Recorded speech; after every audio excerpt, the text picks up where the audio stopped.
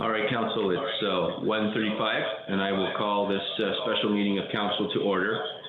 These are unprecedented times, and we are now pioneering our teleconference and audio conference meeting structure. So I'm going to call a roll call, and after I've called your name, I'd ask each member to say aye, so that we have on the record that everyone is here. Councillor Hanlin. Here. Councillor Jeffrey. Here. Councillor Berman. Here. Councillor Doherty. Here. Councillor Madigan. Here. Councillor Comey. Here. Councillor Mcleod. Here. Deputy Mayor Hall. Here. And Mayor Saunderson here. Today we acknowledge that this event is taking place on the traditional territory of the Indigenous peoples of Turtle Island, including the traditional lands of the Anishinaabe, the Haudenosaunee, and the Ojibwe peoples, and on lands connected with the Lake Simcoe and Ottawasaga Treaty of 1818. This is the home of a diverse range of Indigenous peoples whom we recognize as contemporary stewards of the land and vital contributors of our society. For our public, the meeting today is being live streamed on Rogers TV and as well on the Town of Collingwood YouTube channel. If there are any issues with the reception, please let us know immediately, and we will make sure that those are corrected. As I indicated at the outset, these are unprecedented times, and with the COVID-19 threat, we have seen our federal government, provincial government, and the County of Simcoe declare various states of emergency and put in emergency measures. We at Town Hall in Collingwood, while it is not business as usual, it is certainly all business at Town Hall, and with the hard work of staff, we had put in place a business continuity plan approximately 10 days ago, and we are continuing on that basis. So while Town Hall and our local municipal facilities are closed to the public, we are working extremely hard to make sure that we continue to meet your needs and protect your interests, and that we are available through our customer service portals, whether it be online or by phone. And we at Town Hall, and with the hard work of staff, we have in place a business getting a bit of playback here. And so I want to remind our residents that we are here and working hard to protect your interests in this time, and we are available for your suggestions, for your input, and for your comments.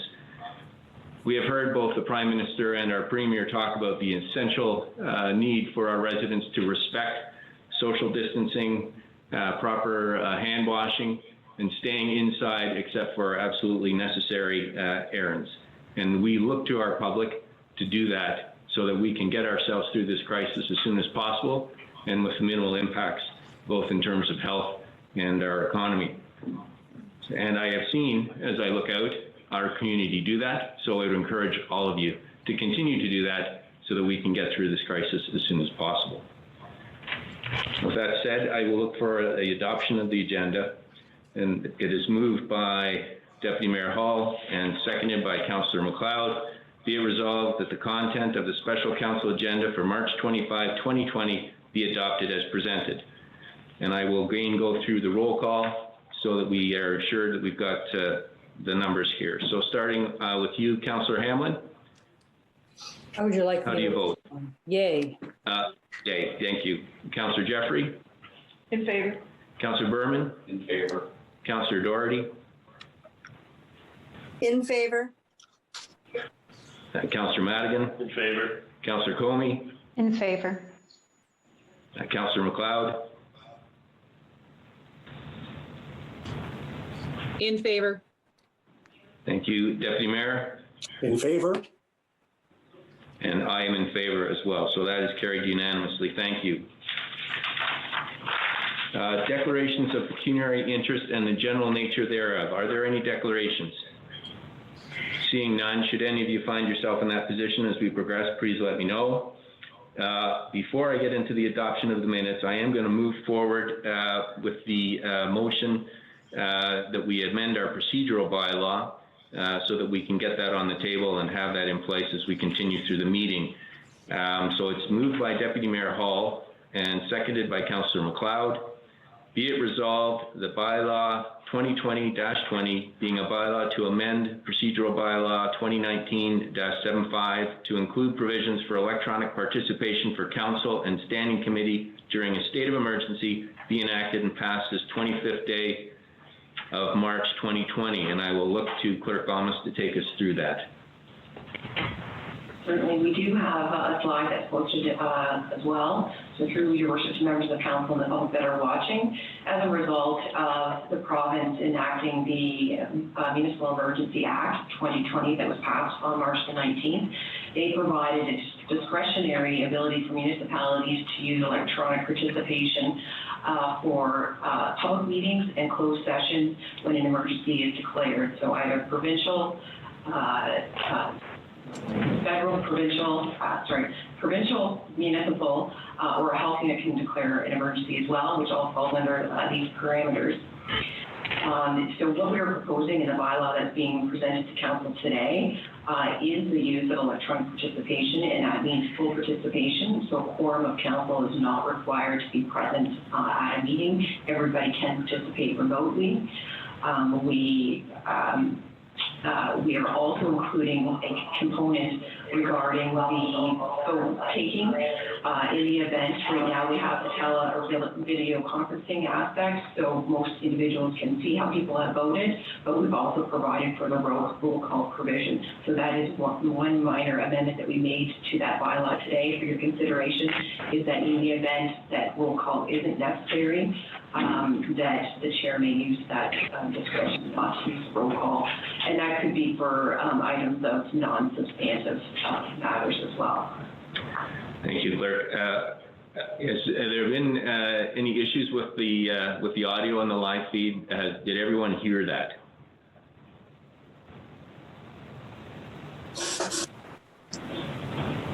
Okay, so then are there any questions or comments from council about the bylaw to amend our procedural bylaw to enable us to have these electronic meetings? Councillor Berman. Thank you, Mayor Thompson. Just a clarification on Part E, where it says that this is under declared state of emergency. Is that by any of the 3 levels of government that you just stated? That is correct. Okay, thank you. And for the record, we've got provincial government that's declared a state of emergency, as well as our Simcoe County upper tier government. So I think we're covered under both sections 4 and 7.0.01, I think, of the Emergency Procedures Act. All right. Are there any other questions? Seeing none, I will. Councillor Mcleod? Oh, go ahead, Councillor Mcleod. Just to, there was a little bit of audio problem for me during Clerk Almas's explanation, but I believe I've caught the most of it now. Just for my edification, this is temporary only during periods of emergency. This format is not going to be something we adopt on a Monday to Friday basis once this crisis is over. No, it's for emergency circumstances only, and I'll look to the clerk to confirm that. Certainly, through your worship to Councillor Mcleod, we are keeping the provision that we added in the bylaw at our meeting on March the 16th.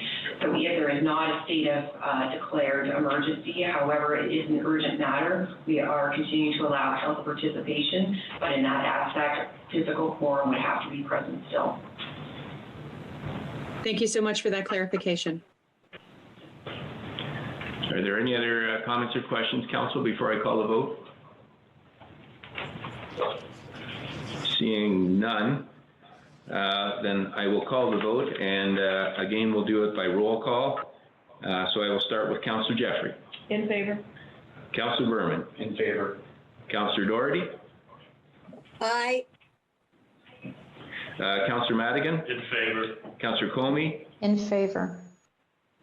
Councillor Mcleod. In favor. Deputy Mayor. In favor. I am in favor. And Councillor Hanlin. In favor. Thank you. That is passed unanimously. So the adoption of minutes. It's moved by Deputy Mayor Hall, seconded by Councillor Mcleod. Be it resolved that the minutes of the following council meetings be approved as presented. Regular meeting of council held February 24, 2020. Special meeting of council held March 4, 2020. Emergency meeting of council held March 13, 2020. And regular meeting of council held March 16, 2020. Are there any comments or questions, council? Seeing none, I will call the vote, and we will start this time with Councillor Berman. In favor. Councillor Doherty? In favor. Councillor Madigan? Favor. Councillor Comey? In favor. Councillor Mcleod? In favor. And Deputy Mayor? In favor? I am in favor. Councillor Hanlin? In favor? And Councillor Jeffrey? In favor. And that is passed unanimously. Presentation that's currently on screen. Thank you. Councillor, And sorry, go ahead. that's all. Thank you. Councillor Comey? Thank you, Mr. Mayor. You know, our Prime Minister did something similar earlier in the week, and I know my two kids are home from school, so I would like to say a really big thank you to all of the kids of Collingwood. We know how much they're missing their classmates and their teammates and being able to go to the playground.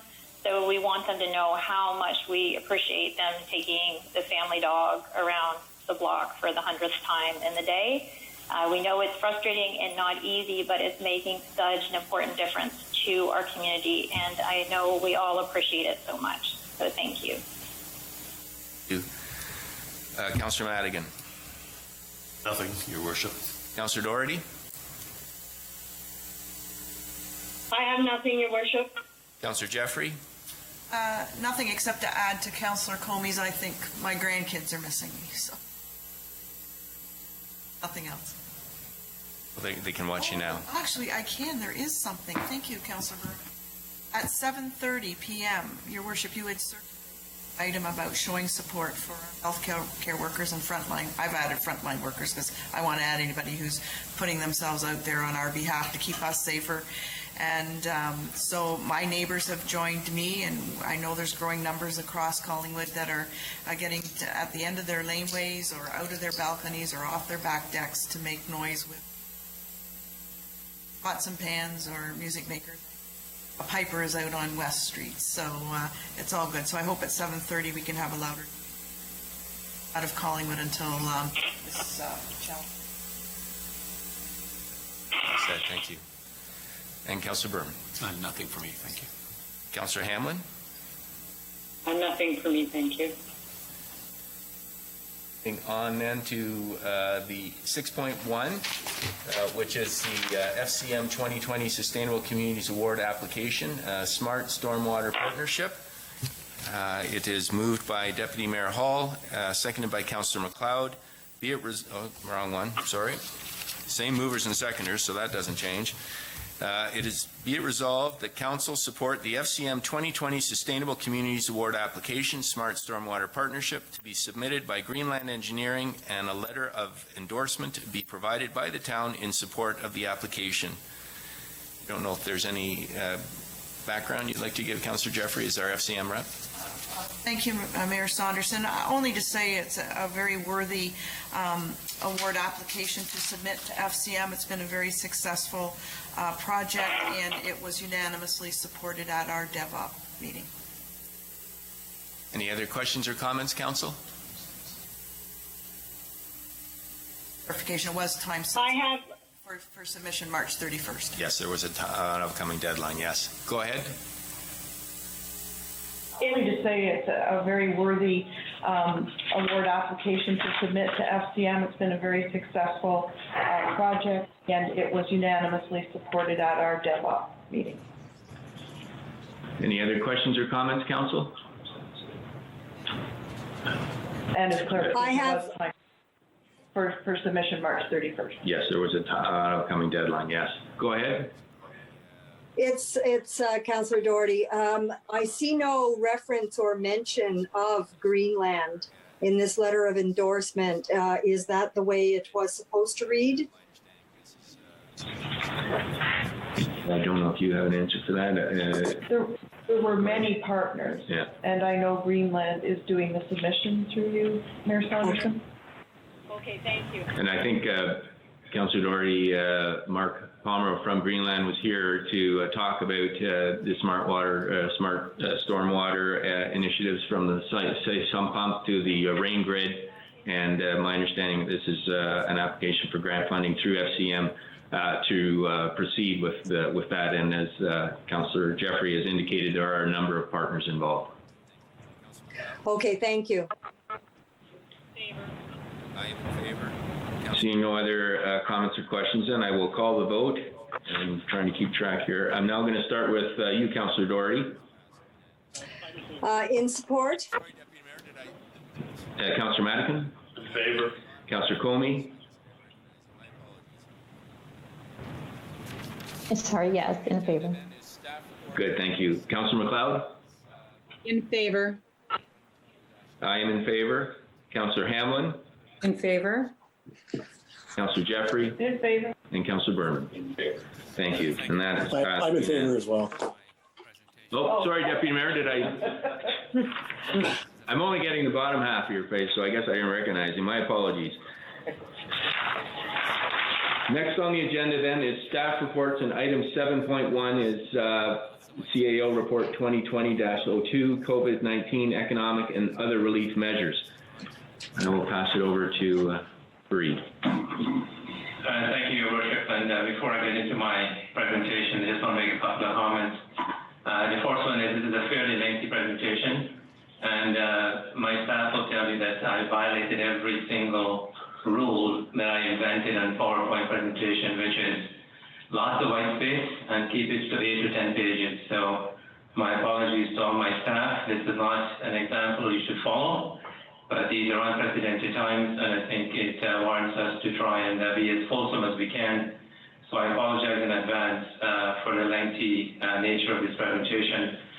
I also want to preface my comment by saying that I want to say thank you to the Mayor and members of Council for their support over the last several weeks. This has indeed been a challenging time for staff across the organization, and the support we receive from the Mayor and members of Council has been great in boosting the morale of staff and keeping us going. I also want to express my ongoing gratitude for the department heads. We've been having discussions, as many of you know, for the last 2 weeks, every single day. And the collaboration I've seen across this organization is an example of the high-performing 21st century organization that we have built. I have every confidence that the people who work in the Collingwood Public Service will continue to deliver quality service to our residents and to our businesses. So I want to say a heartfelt thank you to all the staff across the organization, in particular those staff who are on the front line of service delivery. Over the last several weeks as well, we've had extensive consultation, not only amongst our staff, but also with the business community. We've tried as best as we can to engage the public, and we've also had consultation and communication with the Chamber of Commerce. So what you see before you is a consolidation of the recommendations that's coming from the broader community as well as staff across the organization. One of the consistent themes that we heard throughout that consultation is the need for the town to continue to demonstrate leadership. People are looking to us for information, and credible information comes from the municipality. And I've said to some of you over the last several weeks that people can despair on their own. What they need is for us to provide leadership and inspiration to them. And hopefully by taking some bold steps today, we can demonstrate to the community that in times of need, government is there for them, and more importantly, this local government, this municipality is there to support our residents and support our business community. What you have on slide 3 is a number of recommendations before you that are articulated in the staff report. The intention here is to bring forward some recommendations for immediate actions. And some of these measures, as you would have noticed, have significant financial impact on the community and on the municipality in particular, and I'll go through some of those during my presentation. We're also looking at providing adequate opportunities for the public to engage us in their comments and their feedback. And I guess I'm happy to report that as we speak, we have actually put a consolidated portal on our website, on the Engage Collingwood website, to try and get feedback from our broader community. So that site is up and running. I'd encourage members of our community to log on to our website and provide us with your ongoing feedback. The clerk already addressed the necessary changes to our bylaw to allow for electronic participation as a result of the most recent changes at the provincial level to the Ontario Municipal Act. And finally, I want to report back to Council on some of the measures that have been put in place to try and ensure that we continue to provide business continuity. We've also included in the staff report a full suite of a number of options that we have considered. I'm not expecting Council to necessarily make a decision on those options today, but I wanted to get those considerations before you. So if and when we need to go there, you've got the financial information upon which you can base your choices. So that information on some of the more significant financial implications are there for your information, and not necessarily something that you need to decide on, but of course, Council can decide to go there if they're so inclined. I don't need to go through the information on the next slide that speaks to the significance of the COVID-19 pandemic. This is a global catastrophe. It affects almost every single country in the world.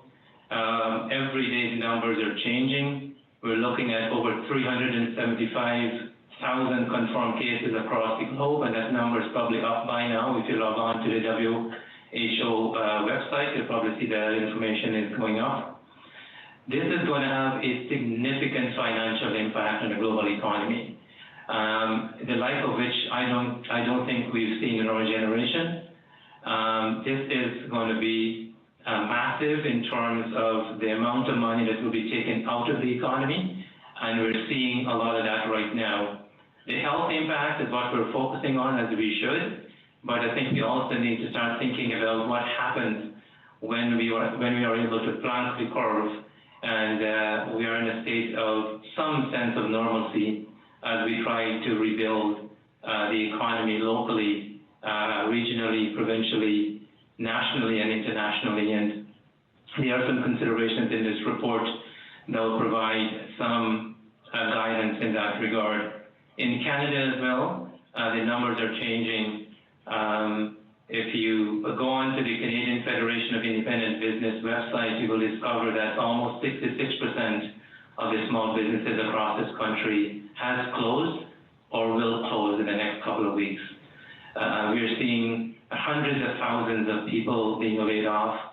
We saw close to 1 million applications for employment insurance in the last week alone. So the fall of this will be significant from a global perspective, and I think we have an obligation to ensure that we prepare our community to deal with the fallout. On this note, I think I'd be remiss if I don't echo some of the sentiments expressed by members of council, which is to encourage our residents to heed the warnings from public health. Stay home if you don't need to go out, and if you go out, please practice social distancing. It's really, really important that we follow the advice of our public health experts as we try to get a handle on this. The important consideration I heard this morning is that 48% of the new cases in Ontario was the result of community transmission. So we're seeing a movement from transmission associated with people who would have traveled to transmission that is more locally. So all the more reason why I think we need to ensure that we continue to practice social distancing, isolation if we have to, and stay home. In Canada, just before I came upstairs, the numbers of confirmed cases have risen to 1,959, so more than 300 in a day. And we've got over, the probable cases have actually almost doubled from 443 to 833. So this is the rapidity with which this thing is affecting the global and national and local community, and I think this is a serious issue. The mayor mentioned the responses from government. The federal legislation was passed by the House of Commons and it's now with the Senate. We're hoping that it will get royal assent soon and that these measures will be ready for implementation. Part of the challenge, I think, over the next couple of weeks would be the difficulty in mobilizing resources to support implementation of this. And I think this is something we heard loud and clear from the business community yesterday. I mentioned I hosted a virtual town hall with about 20-odd members of the business community, and one of the concerns they expressed to us was the inability to access the $82 billion stimulus package that was announced by the government, and perhaps more importantly, understand what's in that package. So if they need to access that money, they have some idea where to go and get the funding from. Today is significant in Ontario because the Minister of Finance, in about a couple of hours or so, will deliver the economic update. It's not a budget, it's an economic update. And it's important from our perspective because we are hoping that this economic update will include money for transfer partners. So we're hoping that the BPS will have some indication from the government of Ontario as to the kind of money they're proposing on transferring to us, as well as the health sector, which obviously is top of mind for everyone at this stage. So as soon as that information is available, we'll make sure that we provide that information to Council. In terms of what we've done to date, I'm on slide 6. The impact that we're looking through which these things are being evaluated include measures that are meaningful to our community. Our community needs support now, and I think what we need to do is find a way of ensuring that we can get some support in the hands of the business community and residents now. We also need to ensure that whatever package we provide is affordable and transparent. The municipality, as many of you know, cannot run a deficit. So we need to be measured, we need to be deliberative, and we need to make sure that whatever we put in place is impactful. One of the concerns I have, and I've expressed this to the mayor, is the length of this crisis. So this is not something that I think we could respond to in one single package. I think we have to look at a significant juncture along the way and how we can provide some kind of ongoing support to our residents and businesses who look to us for critical support under these difficult times. And whatever support we put in place would have to be, if not collaborative, it has to be aligned with the provincial and federal support, so we're not working cross purposes. And the next slide identified what we have done to date. And as the mayor mentioned, although the front doors might be closed, there are a lot of staff who are working extra hard and extra long hours to try and ensure that we continue to provide the services that people expect from us, at least the critical services. So we have put in place, based on Council's approval, at its last meeting, we put in place a business continuity plan, ensuring that we can deliver essential core services.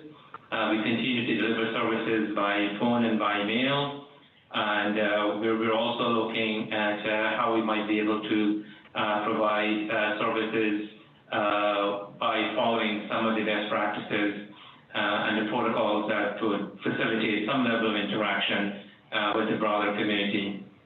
We've also, as many of you would know, we did accelerate some funding for the Out of the Cold program. This is in response to a direct request that we received from that organization. And I want to acknowledge the work that the Deputy Mayor and the Mayor did in this regard by bringing that to our attention. And thanks to staff for putting in place the measure to ensure that we got them the requisite support. And what they are doing is not dissimilar to what's happening across the county, where many of these organizations are actually putting their residents in motels and hotels so that they can practice self-isolation and social distancing. And I'm pleased that we were able to accelerate that funding to provide services to the Out of the Cold program. We're also monitoring what's happening federally and provincially.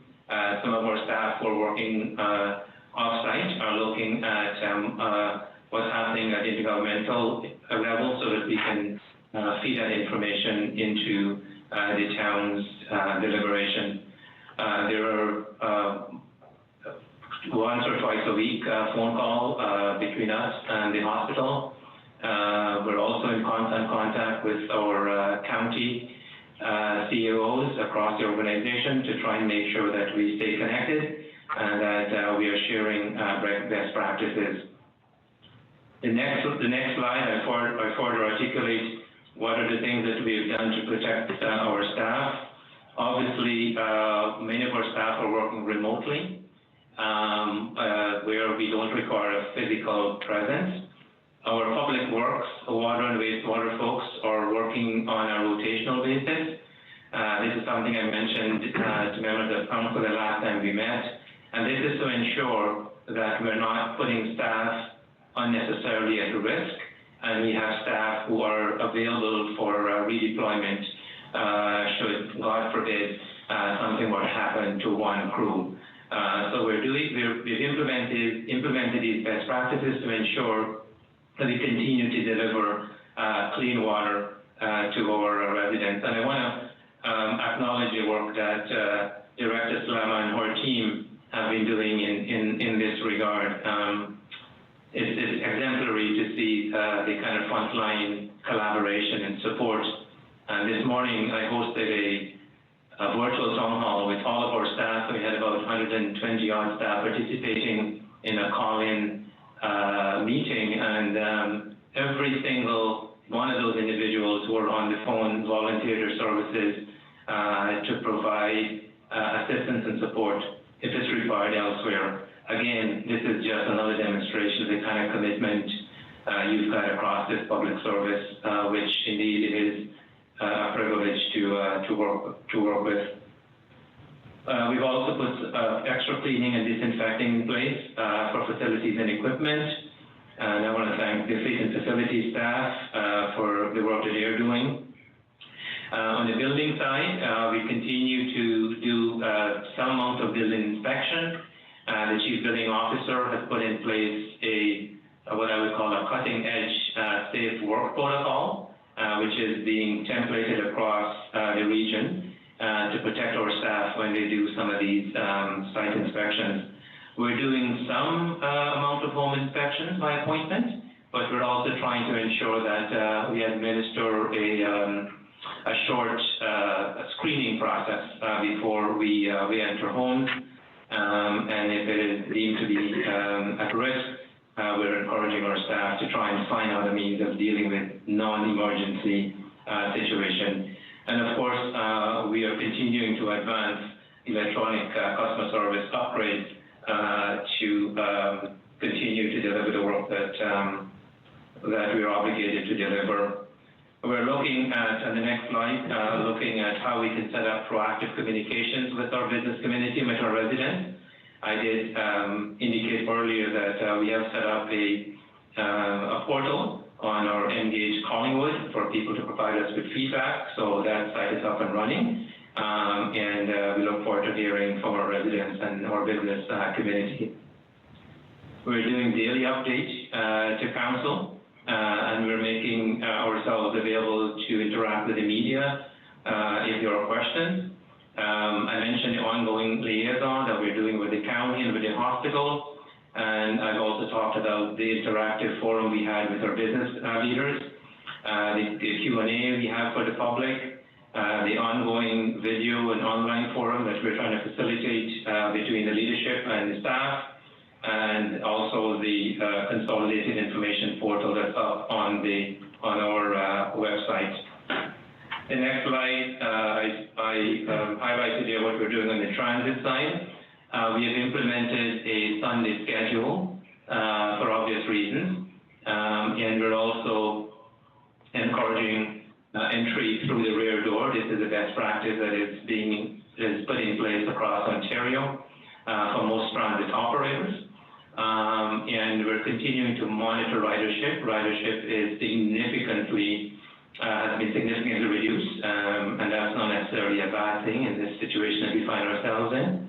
And that we're doing some extra sanitation and cleaning at our facilities, and we're not accepting cash payment. Again, these are all best practices that is being put in place across Ontario. On bylaw enforcement, we're waiving all parking fees except a situation where individuals may violate significant public health and safety concerns. We're not actively enforcing bylaws.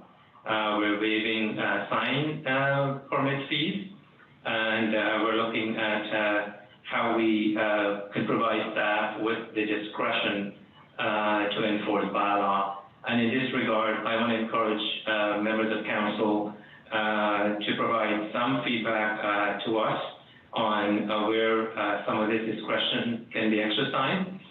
We would discourage individuals from making decisions regarding the waiving of some of these enforcement mechanisms by deferring to staff. We will be as accommodating as we can, and one issue that was brought to our attention recently was a request from one of our residents to park their RV in their driveway because one member of that family needs to be self-isolated, and we thought that was a reasonable request, and we'll continue to do things like that to ensure that we're accommodating and that we are helpful in encouraging our residents to practice what our health experts are telling us to do. The next slide, Parks and Rec, and I know a number of councillors have provided some really good comments back to me and to Director Culver on this issue. Our playgrounds, dog parks and skate parks have all been closed. And this morning I had a lengthy discussion with Director Culver about what else we can do to deter residents and children in particular from using the playgrounds. Because we're seeing some unfortunate situation where parents and children may not be adhering to best practices in the use of these playgrounds, and to discourage that, we're looking at other ways that we might put in place to deter the use of these facilities without practicing appropriate public health guidelines. We're also looking at whether we could work with the local police on some other enforcement options. And this has to do with the declaration of provincial emergency by the province, and additional signage on our trails and open space to encourage our residents to practice social distancing. And the last point on that slide is, it's unfortunate, but we have decided to defer the hiring of seasonal staff for now, for a number of reasons, and in the Q&A I can get into what the rationale for that was. The next slide deals with some further initiatives on the parks, recreation and culture side. This is unfortunate, but some of our interactions with the province for obvious reasons, is being delayed because of many of the provincial staff are also working from home, and they also have other priorities that might displace some of the things that we are interested in. And a case in point is our remediation plan for Sunset Point. We're also looking at a closure of the recreational facility until April, and all of these timelines potentially could be revisited as we know more about what we're faced with. And our PRC staff is also looking at how they might be able to do some virtual modeling to support active living and to also facilitate social connection. And we're expecting that some of that will be rolled out shortly. The other slide, this is something that I've heard a lot from members of council. Councillor Comey and others have been very keen on encouraging us to do whatever we can to support those who are vulnerable. And, we have put in place a mechanism to facilitate coordination amongst our social service delivery agents in Collingwood. And I know that Director Culver and Jennifer Parker and other members across the organization, including some of our staff in the clerk services area, have been trying to look at ways of connecting people, connecting volunteers, the coordination of supplies, and they're trying to do this through web and mobile application so that we've got a common document that people can share and they can look to each other to support. If, for example, certain inventory is short in one agency, we can look to another agency for supply. So the sharing of information, connecting volunteers with the vulnerable, all through a virtual portal are things that we are encouraging and facilitating.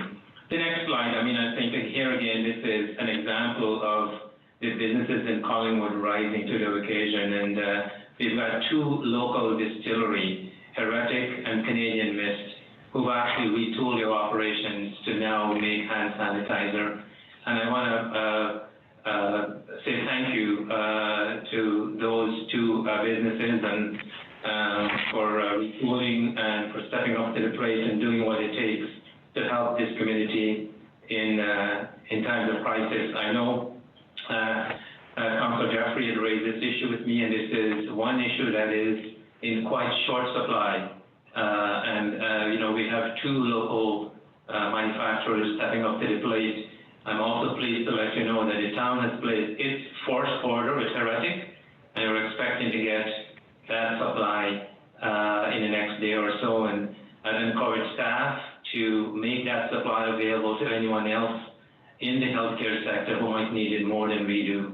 So if there's someone out there who needs that supply and can't get access to it, we will share whatever supply we receive from Heretic in the next day or so to ensure that those who need it has access to it. And I also want to mention that, like I said, Canadian Mist is also doing what it takes to switch from what they're doing now to manufacturing hand sanitizer. The library services on slide 14, the library, of course, remains closed to the public. It goes without saying that we're not charging any overdue fines. And the one thing that Ken has done, the CEO, is to make some free books available outside the library. So residents who are at home and who might be looking for things to do for themselves or their children can not only have access to books outside the library, but there are some online courses and activities hosted by our staff in the library to help them get through the day. This is something that Councillor Colby and Councillor Jeffrey spoke about, probably the children at home. This is a way of keeping them busy. My only advice is if you're going to pick up a book, practice social distancing. On the town's procurement, on the next slide, we're looking at how we might be able to do some more local procurement. Of course, we want to be respectful of the Discriminatory Business Act, and we want to make sure that we respect whatever practices that we have in place regarding procurement. But one of the things we discussed is as we try to ramp up and get out of this economic slump, this might be an opportunity for us to look at whether or not we can enhance local content in what we use and what we buy across the municipality. Now I get into, on subsequent slides, what are some of the potential financial relief measures we're recommending to Council. There's a lot more details in the staff report, so what I've done here is try and capture the essence of the options we looked at and then put forward some recommendations.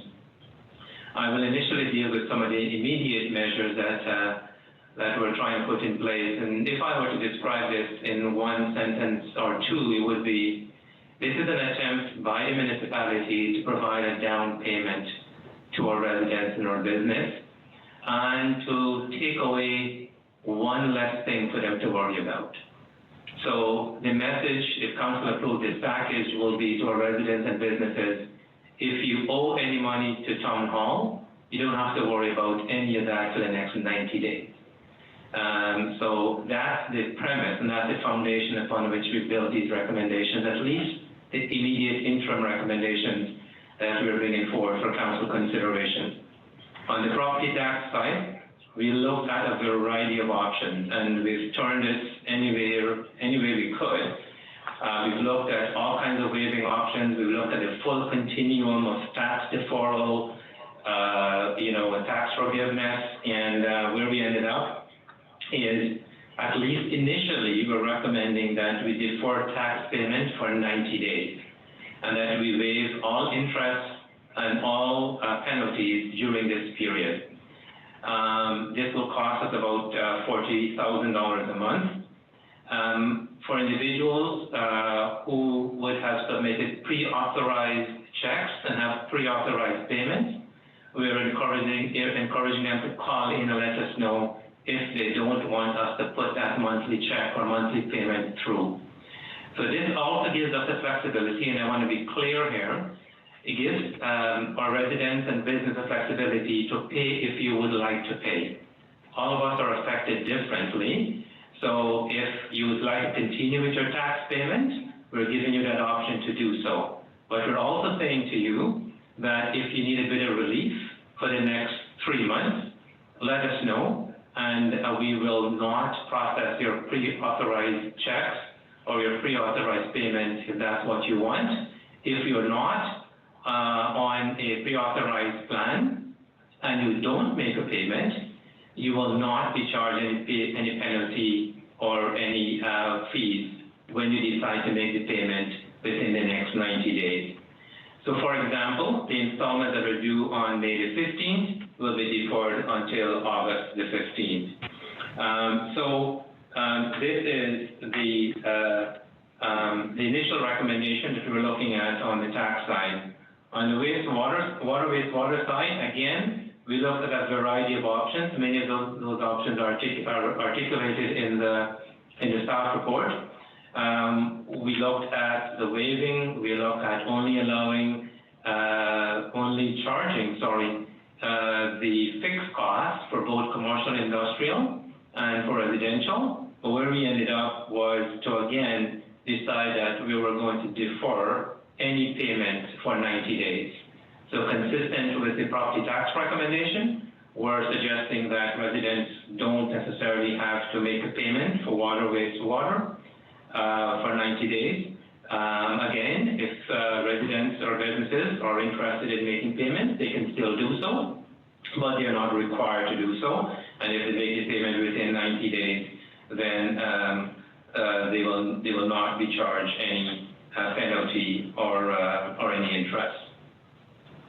On the business support services, we heard a lot of really good comments from the business community yesterday, not all of which we had the time to review and digest, but we're looking at all those options now, and we'll have a further report that will come back to Council to deal with some of those recommendations.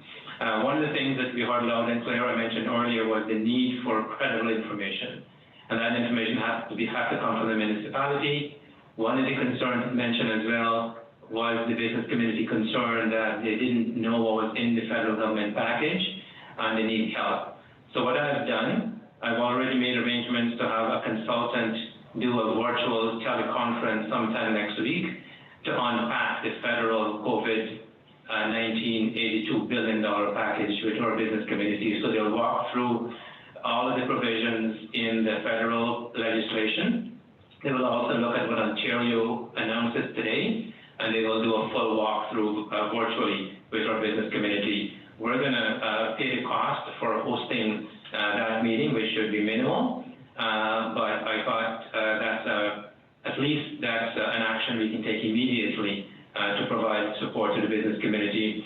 We're also looking at how we might be able to provide coaching and other types of services. And one of the things that was heartbreaking to hear on that teleconference yesterday was, the amount of layoffs that have already happened in this community. And, we're looking at business retention, but, these businesses need help, and they need help now. And I think although we don't have all the levers as a municipality, we have the ability to bring some of these concerns to the federal and provincial governments. And later on in the recommendation, you will see some resolutions in that regard. And I know Councillor Jeffrey has been very active in making some of those considerations known at the FCM level, because many of these comments are shared not only by us, but by other communities across Ontario. So we will look at how we can provide continuous support for our business community. You will look at our staff report, and one of the things we also sort of look at is there an opportunity for us to look at waiving BIA fees or paying the BIA fees on their behalf? Is there an opportunity for us to look at wage subsidy that would top up the provincial 10% wage subsidy? Can we look at subsidies along for rent? And these are all very, very expensive propositions, many of which we cannot afford, but that shouldn't deter us from making sure that we bring some of those discussions and some of those options to the table. So I want the business community to know that in times of need, we've got your backs, we're looking out for you, and we'll do everything within our power to make sure that some of the considerations that you've brought to the fore will be elevated to the county, the provincial, and the municipal government. And the final point on that slide is that we're also maintaining our planning application process. The one thing that I've talked a lot about to staff, and I've reflected on this with the mayor as well, is that I don't want us to be able to not have shovel-ready project at the end of this, because I think we've got to be able to, as soon as this is over, show some confidence in the economy by getting some projects expedited and some projects ready. So we're still continuing with all our procurement work. We're still continuing the process of development applications, and we're trying to make sure that some of these things are ready so that when we get over this, we can lead the way by getting some of these public service projects in the ground and up and running fairly quickly. And one of the things, for example, by way of the discussion we've been having with staff is, we've got a lot of projects associated with our Main Street, our downtown revitalization, and we've talked a lot about getting the project manager or redeploying the project manager from one of our existing staff and getting that project ready so that we can roll it out as soon as we're over the pandemic. I'll skip the next slide because I think we went through that. Just on the emergency management, and I have the chief here, and I want to also thank the chief for the work he's been doing. Him and I have been on the phone 2 or 3 times a day as we try to navigate all of the nuances around what's happening regionally and provincially. And I also want to thank Councillor Hamann for the work that she's been doing in this regard, because the advice we've been getting and the monitoring and the review that she has done of related statutes and our own bylaw and our own manual has been instructive in helping us to take a look at some of these things. So we're going to make some changes to reflect what's happening within the one organization, but also what's happening provincially. And, we're recommending here that if council sees fit to delegate some of this authority to the fire chief to make some of the minor amendments or minor changes to reflect efficient management during emergency. The next slide, this is delegation of authority to the CAO, and this delegation, in my view, is fairly routine, and this is to give the CAO the authority to be able to make changes that are operational in nature, and I've listed 3 or 4 examples there. So if we decide at some point in time that we're going to facilitate free transit, or if we need to reallocate resources in response to what's happening with the pandemic and others, then the CEO can do it. There are some caveats. One is that this delegated authority, if they're acted on, would have to be communicated to council before those decisions are made.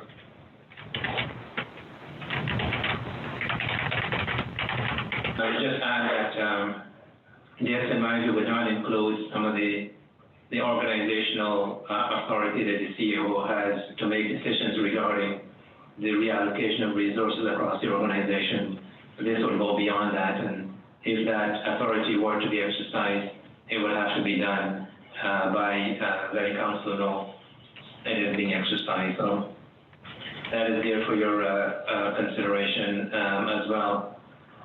I also thought I should give you a bit of a tour around the region and what's happening on the declaration of emergency, and a number of our colleagues across the county has declared emergencies, many of you know the county has as well. The major reasons why municipalities traditionally declare states of emergency was to access provincial funding. Because in most cases, municipalities who have suffered from some kind of a natural disaster, that disaster may be unique to them. I'm thinking about the ice storm or significant flooding, for example.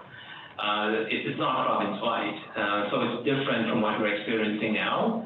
So the declaration of emergency within the context of what we're experiencing today, that incentive to access funding may not necessarily be there. The big difference here, and we've seen this in Toronto, is a declaration of emergency would allow the mayor to exercise authority on behalf of council. So the mayor will still be required to stay within the statutes that govern municipal council, but he would be able to make decisions without having to come to council. Would be one of the benefits of the declaration of emergency. I also want to add to that since this COVID-19 outbreak has occurred, and since we've had our council meeting the last time where we put forward our business continuity plans, we have been in a heightened state of alertness, and we're ready to activate our emergency operations center at the moment's notice. Again, the caveat is because this is something different from what we've seen in the past, is that even if we activate our EOC, we still have to practice social distancing, and we still all can't congregate in the same area. So the intention of that slide was to let council know that this is still something that we are monitoring and looking at on an ongoing basis, and hopefully, we'll get into a bit of a conversation whether or not this is something that is deemed desirable at this stage. On the next slide, this is what I've been talking about, and this is one that I feel very, very strongly about, because I think this is the future, and I think this is what we have to do now, which is to try and prepare for economic recovery. So I've, for lack of a better word, we're calling this the Economic Support and Recovery Task Force. And we've developed some terms of reference and a mandate for this, which we can discuss if there is interest in doing it. And this was, I think, when this was shared with the business community yesterday, it was met with an overwhelming positivity. And the recommendation here is that this would be a task force that is chaired by a mayor. My recommendation was that it would be co-chaired by the mayor and a member of the business community. And it would also include at a minimum the chair of the Development and Operations Standing Committee, because some of the economic development implications that committee has oversight for. And that this committee will report to SIC.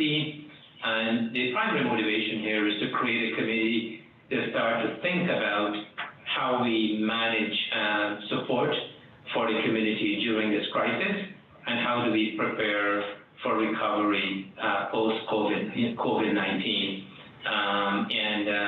So we're not alone in thinking through this. We're developing some partnership that hopefully will have wider support and wider buy-in. And I spoke a bit about the whole public service preparedness piece that we're doing by way of our procurement and some of the projects that we have in the pipeline, and all that sort of stuff can feed into this task force. So we have a coordinated way of bringing these things to council's attention. The next slide, which for some reason doesn't have a number, is probably because it's finance, right? So there are no numbers attached to it, which is ironic.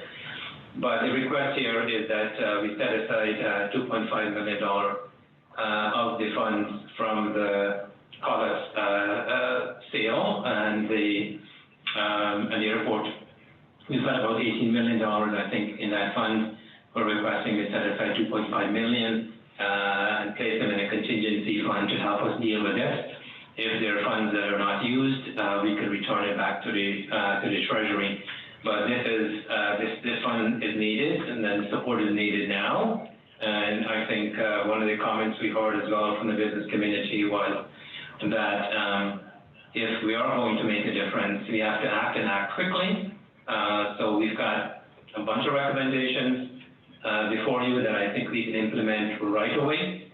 And there are a bunch of recommendations that would require further fiscal analysis that we can do fairly quickly. And if we've got some amount of fiscal limit, then we could govern ourselves accordingly. Again, I want to emphasize that whatever money we spent will be accountable, will be transparent, and hopefully will be impactful. Because we cannot just put money in the system if it's not getting to the right people and it's not getting to the right way of making sure that we're providing what's needed in the community.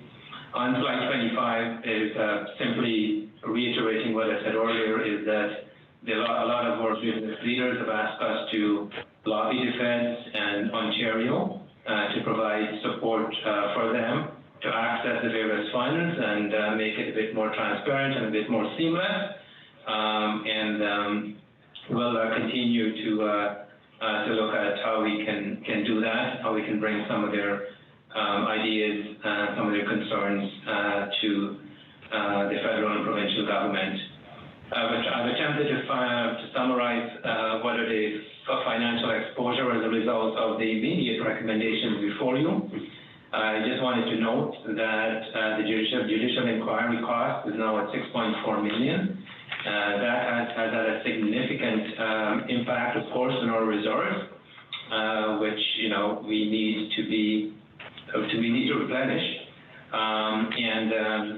I've also put some indication of what the immediate impact of the immediate responses are. So if you look at the waiving of penalty and charges and property taxes, if you look at the waiving of interest in water and wastewater, and you look at the lost parking revenue, we're looking at roughly $250,000. But that sort of incrementally goes up if you add the PRC revenue lost, the transit by law enforcement. It quickly ratchets it up to close to $350,000. So I'm going to let us stop there, and I apologize again for the lengthy presentation, but I thought it was important for me to articulate what we are doing, what we have done, what we are doing, and what we plan on doing with council's endorsement.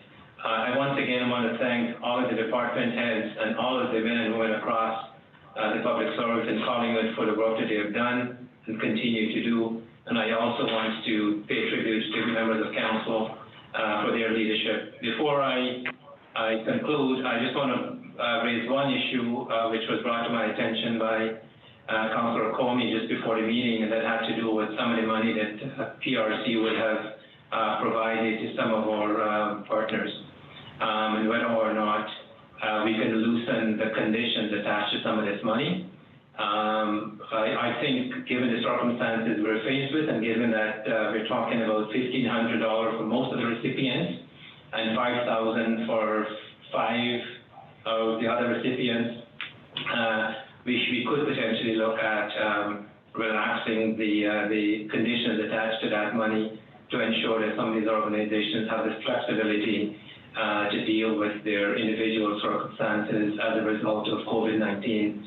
So once again, Your Worship, Deputy Mayor, members of Council, I want to thank you for your support and for your leadership, and I hope that we continue to deliver the services that you're looking for.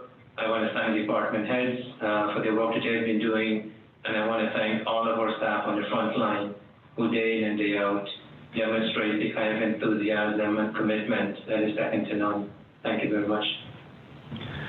Thank you, CAO, for that comprehensive report. There was a lot of ground covered in that report, and I think for ease of dealing with it, what I propose to do is just break these recommendations out into their respective parts so that we can deal with them individually. I'm going to start first with the motion that we received the report, and we can have some discussion under that, and then we'll get into the individual recommendations. So it's moved by Deputy Mayor Hall and seconded by Councillor Mcleod. Be it resolved that staff report CAO 2020-02 COVID-19 economic and other relief measures be received. And with that being on the floor, are there general questions or comments that Council would like to make before we get into the individual components? Seeing none, I will call the vote, and I will start this time with Councillor Madigan. In favor. Councillor Comey. In favor. Councillor Mcleod. In favor. Deputy Mayor Hall. In favor. I am in favor. Councillor Hanlin.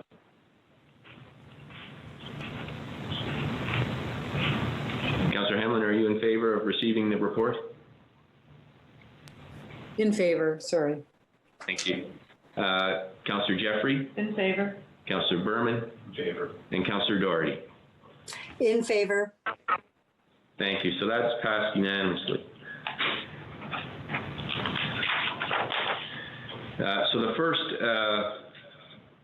set of recommendations, I will read them out and we can get them on the floor for discussion. So it's moved by Deputy Mayor Hall, seconded by Councillor Mcleod. Be it resolved that Council authorizes staff to, number 1, waive penalty and interest charges for the month of March, April, and May 2020 for property taxes. 2, defer the pre-authorized payment plan for the months of April, May, and June 2020.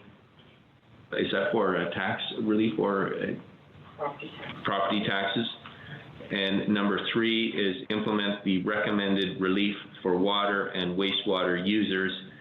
And perhaps for discussion purposes, I'll break those 3 out into separate resolutions as well. So first, we'll be dealing with waiving the penalty and interest charges on property taxes for the months of March, April, and May 2020. Questions or comments, Council?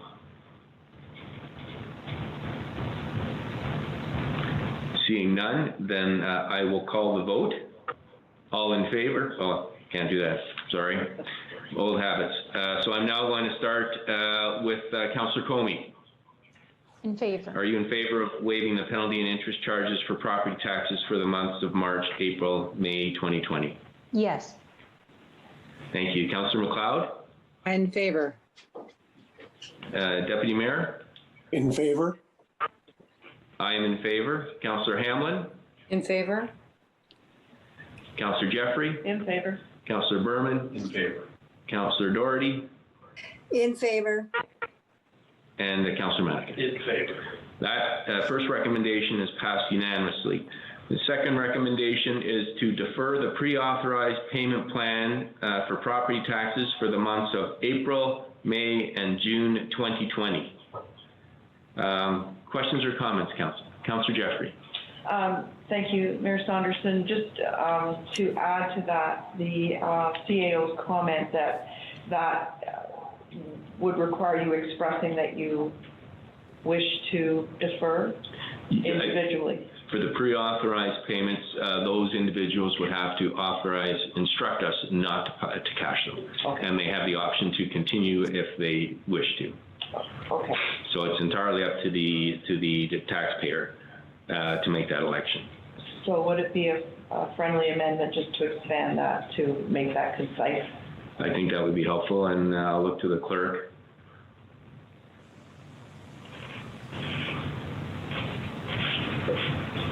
Just through your worship to members of council, I'm wondering if we include in that motion that council authorized with residents that wish to have their property tax, pre-authorized payments deferred, that we have to make the onus on them. Yes. To contact us.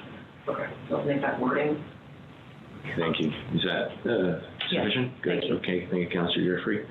While the clerk's doing that, are there any other questions or comments? Deputy Mayor. Thank you. Through you to the appropriate staff. Just for maybe members of the public at home, in terms of just from a functional standpoint, if you're making pre-authorized payments through a third party, say a financial institution, how would this work? And who would they be reaching out to, the town or the financial institution? I don't know, CAO or... So through your worship, if they're making payments through a financial institution, then we wouldn't have those records, so they'd have to go and approach this financial institution to make that stop payment. If they are, if they've given us, for example, pre-authorized checks, then they will have to phone us. This is in response to Councillor Jeffrey's motion, to let us know that they would like those checks not to be processed or cashed, and we will respect that request. But if it's done through a third party, they'll have to advise the third party of their request not to put those checks through. And again, a reminder is that if those checks don't go through and they were to pay later on, they will not be charged any interest or any penalty. Any follow-up, Deputy Mayor? If I may, Your Worship, it's Marjorie. The vast majority of third-party payments come through the banks, and they're included in the taxpayer's mortgage payment. With the 6-month deferral potential for the mortgage payments, that would defer the tax payments as well, I would think. I guess just to clarify, Marjorie, that's something that the individual would have to, an arrangement they'd have to make with their bank and their financial institution. Correct. Yes. Okay. I've got you, Councillor Mcleod, but I just want to check with the Deputy Mayor. Is there any follow-up to that? No, I appreciate the clarification from the Treasurer. It'd be interesting to know, and I don't expect an answer right now, if I was aware that the financial institutions were giving 6 months. There doesn't seem to be some consistency. I've heard reports from various sources that certain banks seem to be a little bit more proactive versus others. And I'll be interested to see if, like, we're giving a 3-month deferral here, if they're going to offer 6 months, how does that flow through? How are they going to, should we be prepared? I guess what I'm trying to say is, should we as a municipality be prepared that we in fact may not receive payment from the banks for 6 months? That's a good question, and I guess we'll have to look into that while that is implemented. And I guess just as a notice to our residents, in talking with our local MP, Terry Dowdle, the federal government has made significant funds available to the banks for this very reason. And so if anyone is having an issue with their bank or financial institution and getting this relief, he has asked that they reach out to us, and we keep the federal government advised, because that was it was a quid pro quo for those payments, and there was an agreement made with the institution, so they want to make sure they honor that. Councillor Mcleod.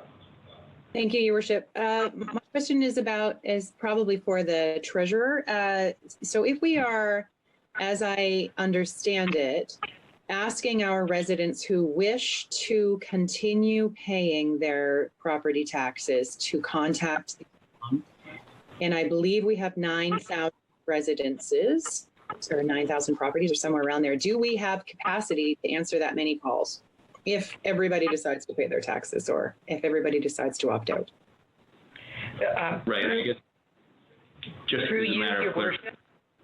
Yeah. I guess you're just making a clarification. So the way that the motion has been phrased, Councillor Mcleod, is we are waiving them, and if somebody with a pre-authorized plan wishes to opt out, then they have to contact us. For any other taxpayer that doesn't have a pre-authorized plan, they simply don't pay, and we're waiving any fees or penalties for that 3-month period.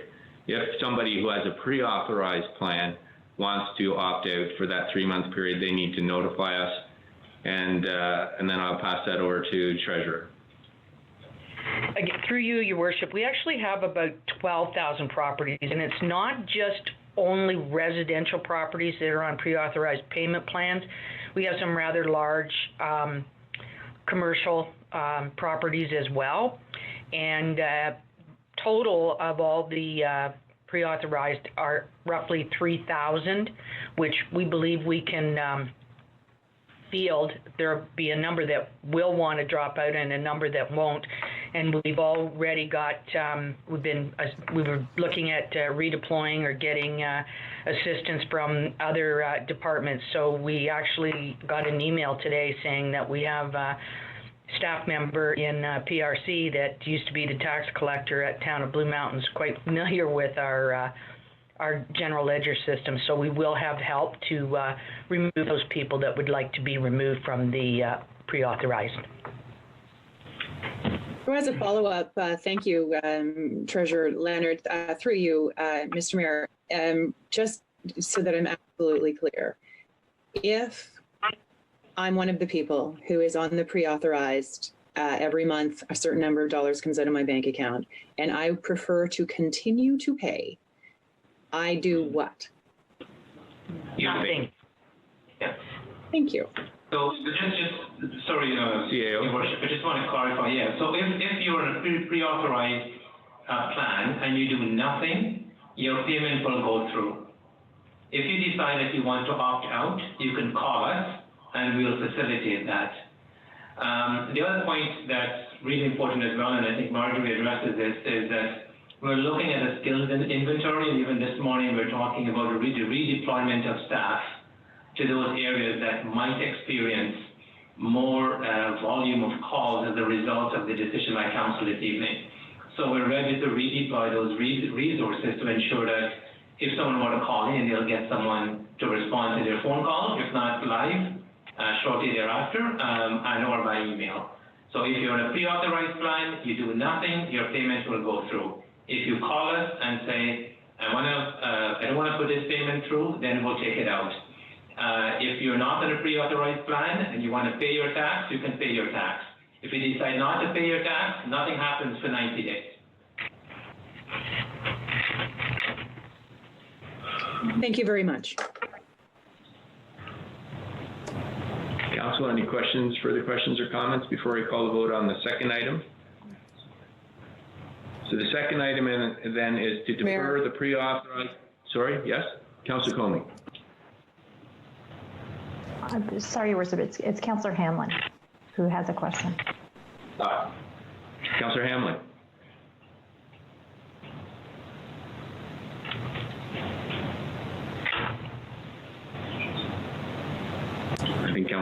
frozen. Can you hear me? Yes, yeah. Okay, sorry, thank you. My question through you, Mr. Mayor, to staff is the 6-month deferral on mortgage payments that the federal government has asked the banks to implement. Is that a request of the mortgage providers, or have they actually put a law in place for that? Do we know? I'll put it through the CAO. I don't know that they've implemented a legislation. It's like, I don't, it's not legislation. There is, I think there is $50-odd million as part of their $82 million package, which hopefully will provide some liquidity to help manage some of this, but I don't think it's legislative. And I think it may just be connected to CMHC insured mortgages too. Because it just struck me that the details around this is where we would find if the deferral would also apply to property tax. Because I would think the federal government wouldn't touch that. They wouldn't touch a municipality's source of revenue. But I thought if there were some details around that, or if we know they were coming out, that would be helpful for us. Or if we could, through our CAO, make a representation to the federal government that this is something we should be considering. No, you raise a good point, and these things are very fluid, and I guess the legislation was just passed yesterday, so how it gets implemented and how it rolls out is obviously going to impact us, so we'll have to keep track of that, and I would imagine that might be one of the things that we would be posting information on for our residents as well. Thank you. Yes, that's a good point. Through your worship. Yes? There's no further questions. I can provide it. I've made the resolution a little bit more full, based on our conversation. I've made it a little bit more clear to residents of what's being asked. So this sounds appropriate. That residents shall have the option to request a deferral of the property tax pre-authorized payment plan for the months of April, May, and June for those property taxpayers that provide pre-authorized payments directly to the town, and further that property taxpayers that provide payments through a third-party institution must contact their respective institutions to determine relief options they may have available. Thank you. I think that covers it. Are there any other questions or comments before I call the vote on this item? Councillor Doherty. Thank you, Your Worship. Only to say I'm very supportive of this recommendation, and I'm also very pleased to see that staff have considered the notion that we may have to go a little farther, in particular with our small businesses, and look at other more aggressive measures to free up cash flow for small businesses, including some sort of rebate or forgiveness of property taxes for some period of time. I'm very supportive of these initial recommendations. Thank you. Any other comments? Seeing none, I will call the vote, and I believe I'm starting with you, Councillor Mcleod. In favor. Deputy Mayor. In favor? I am in favor. Councillor Hanlin. In favor? Councillor Jeffrey. In favor? Councillor Berman. In favor. Councillor Doherty. In favor? Councillor Madigan. In favor. And Councillor Comey. In favor.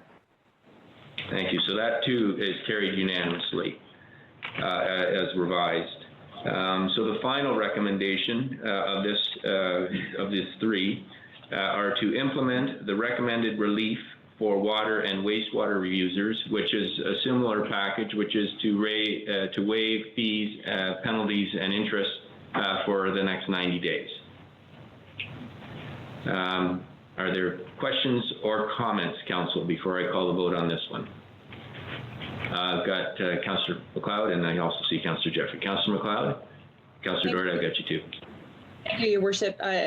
You mentioned that it's similar. So is this again, the homeowner, the user of the water, the user of the electricity must contact the town in order to opt out of paying? If they have a pre-authorized plan in place. Otherwise, they don't need to contact us. And I'll look to the CAO to confirm that. So if the user has a pre-authorized payment in place, then they need to contact us to opt out. If they don't have a payment plan in place, then they can simply not pay, or they can pay. It's again at the option of the individual. Just, sorry, Your Worship, I just want to make one clarification, and we're working through this with EPCOR, because as many of you know, this is a consolidated bill. So we're working through the mechanics of EPCOR. So the exact details of the implementation of this is being sorted through. So there might be some nuances that may not be as we articulated today, but the intent of this is to allow people to have a 90-day reprieve from their water and wastewater bill. But the exact mechanics of this would have to work out with the EPCOR. Okay. Did you hear that, Councillor Mcleod? I did, thank you. Councillor Jeffrey? Thank you, Mayor Saunderson. So in a similar vein, I have received contact from people who don't wish to automatically have their bills deferred. They want the option, because some of them want to continue paying. It's within their budget and they want to continue. And I think it would be attractive in terms of the cash flow for our operations to maintain as much of that as we can. And I guess to the CAO's point, the bills are still going to go out, I think, and the election is whether or not you want to pay, and the wrinkle is that if you have a pre-authorized plan and you don't want to pay, you need to contact EPCOR and the town, and we're trying to work through that, so the actual nuts and bolts. Councillor Doherty?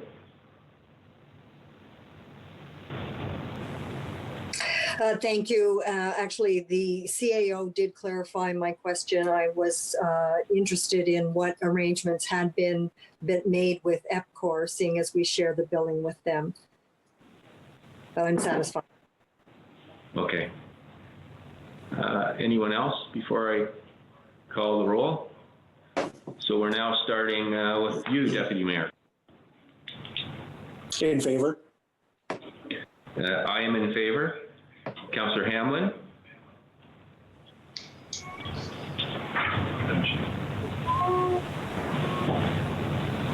Sorry, I keep forgetting to unmute me. Yes, in favor. Thank you. Councillor Jeffrey? In favor. Councillor Berman? In favor. Councillor Doherty?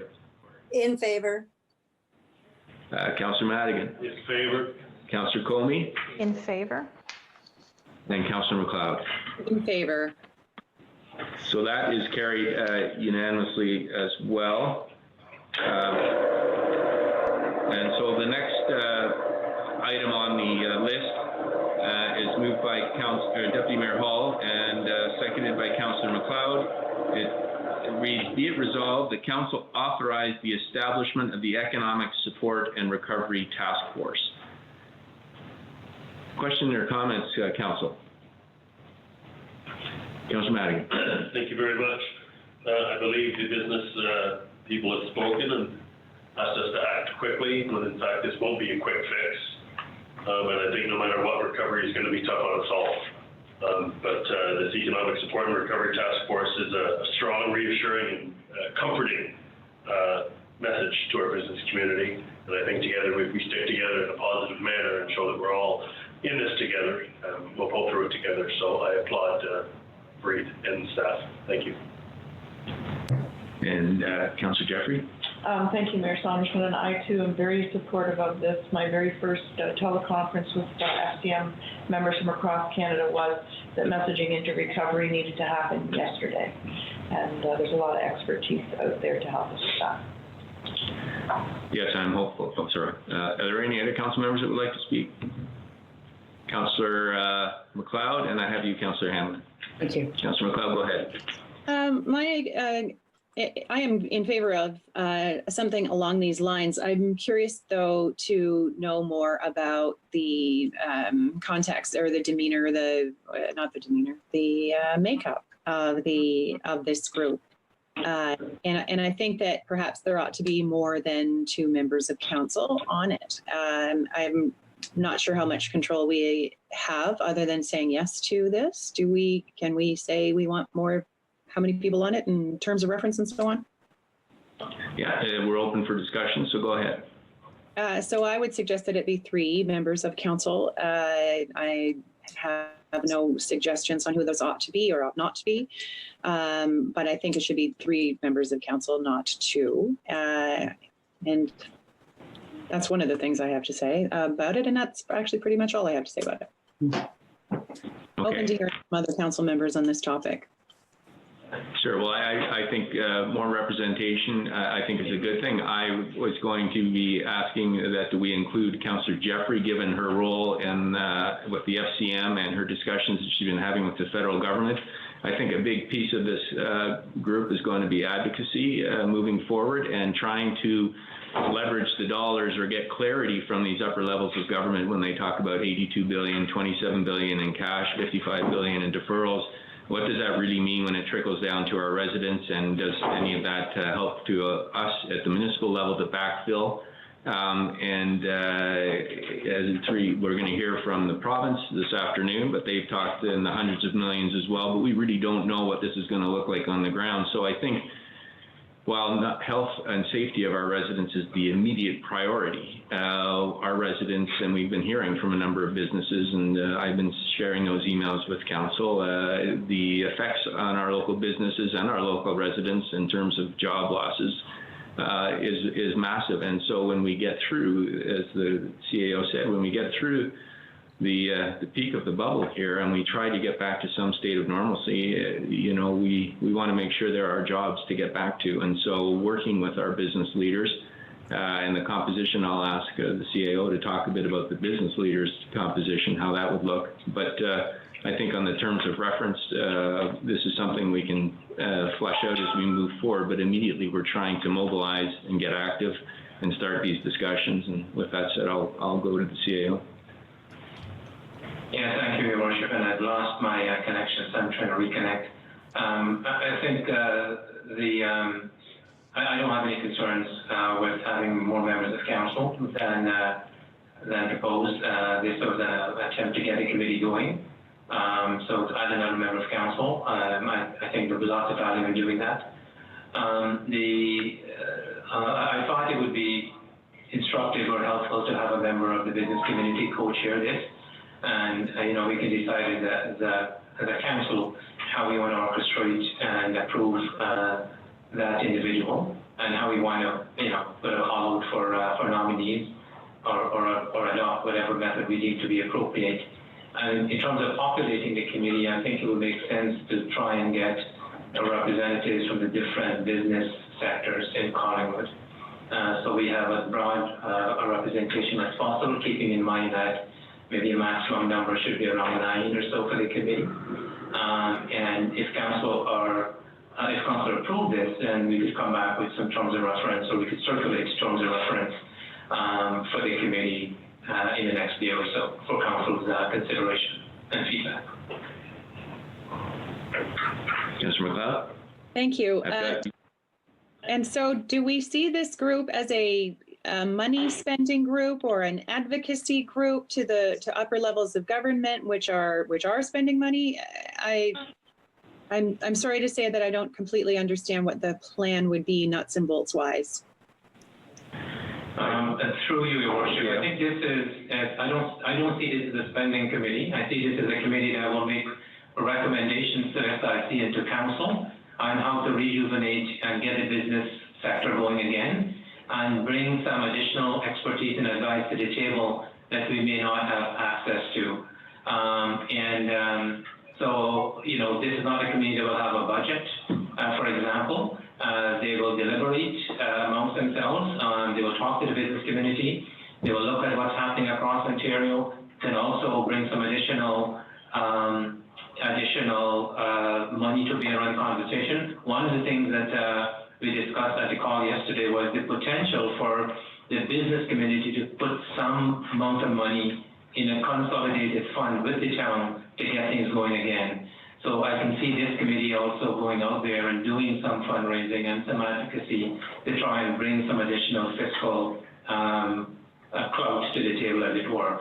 But this is not a decision-making body. This is an ideas committee populated by people with experience in this area And this committee will come back to SIC and council with recommendations, and the ultimate decision will be with council. Thank you very much. Councillor Hanlin. Thank you, Mr. Mayor. Through you to our staff, I'm wondering if the composition of the committee could include a broad range of our business community. And by that, I mean, for example, someone from manufacturing, someone from the small business sector, someone from the education sector, someone from the construction industry, someone from arts and culture.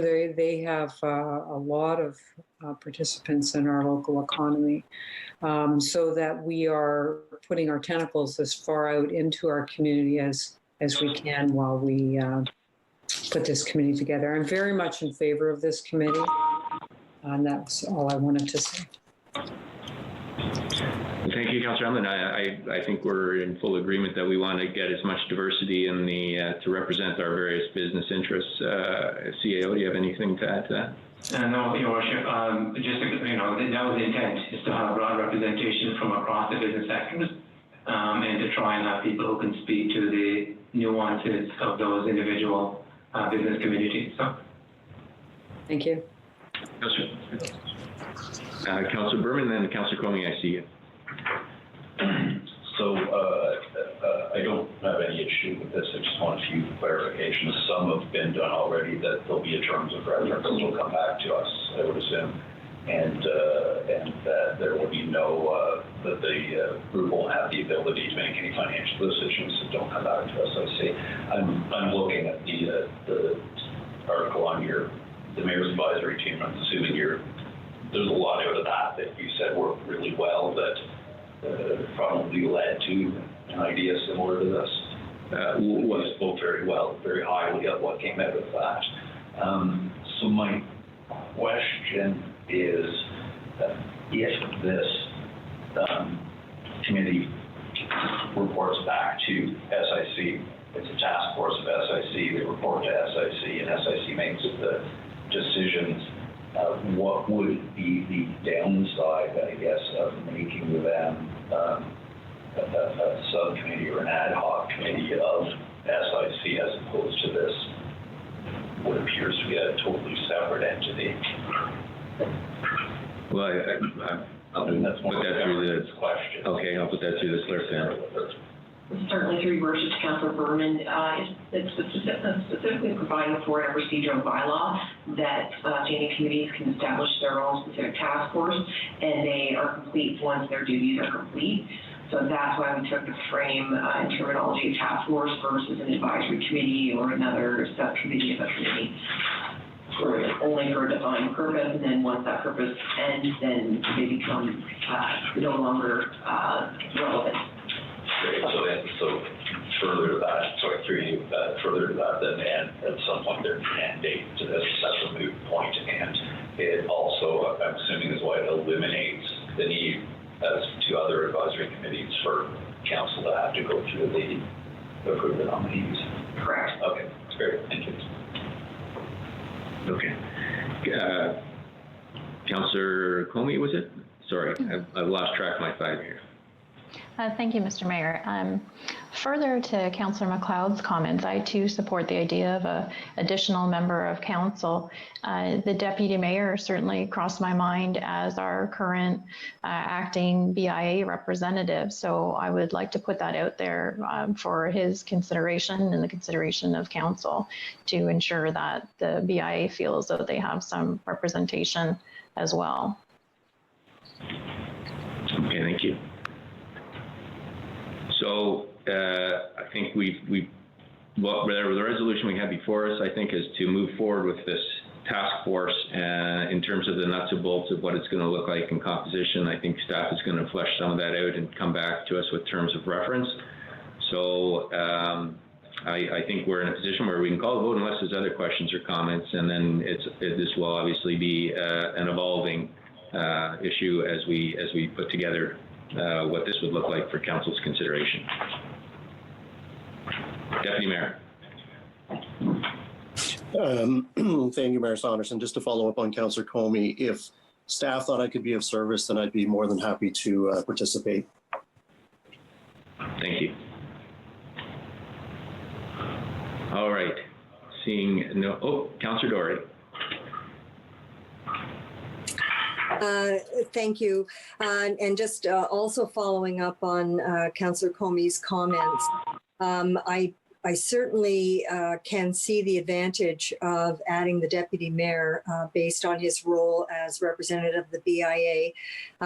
My only concern is that we should not attempt to overweight this committee with politicians. And if I were to myself personally want to prioritize who should be on, I feel that Councillor Jeffrey, with her connections with FCM, may be somewhat more advantageous if it's down to the numbers.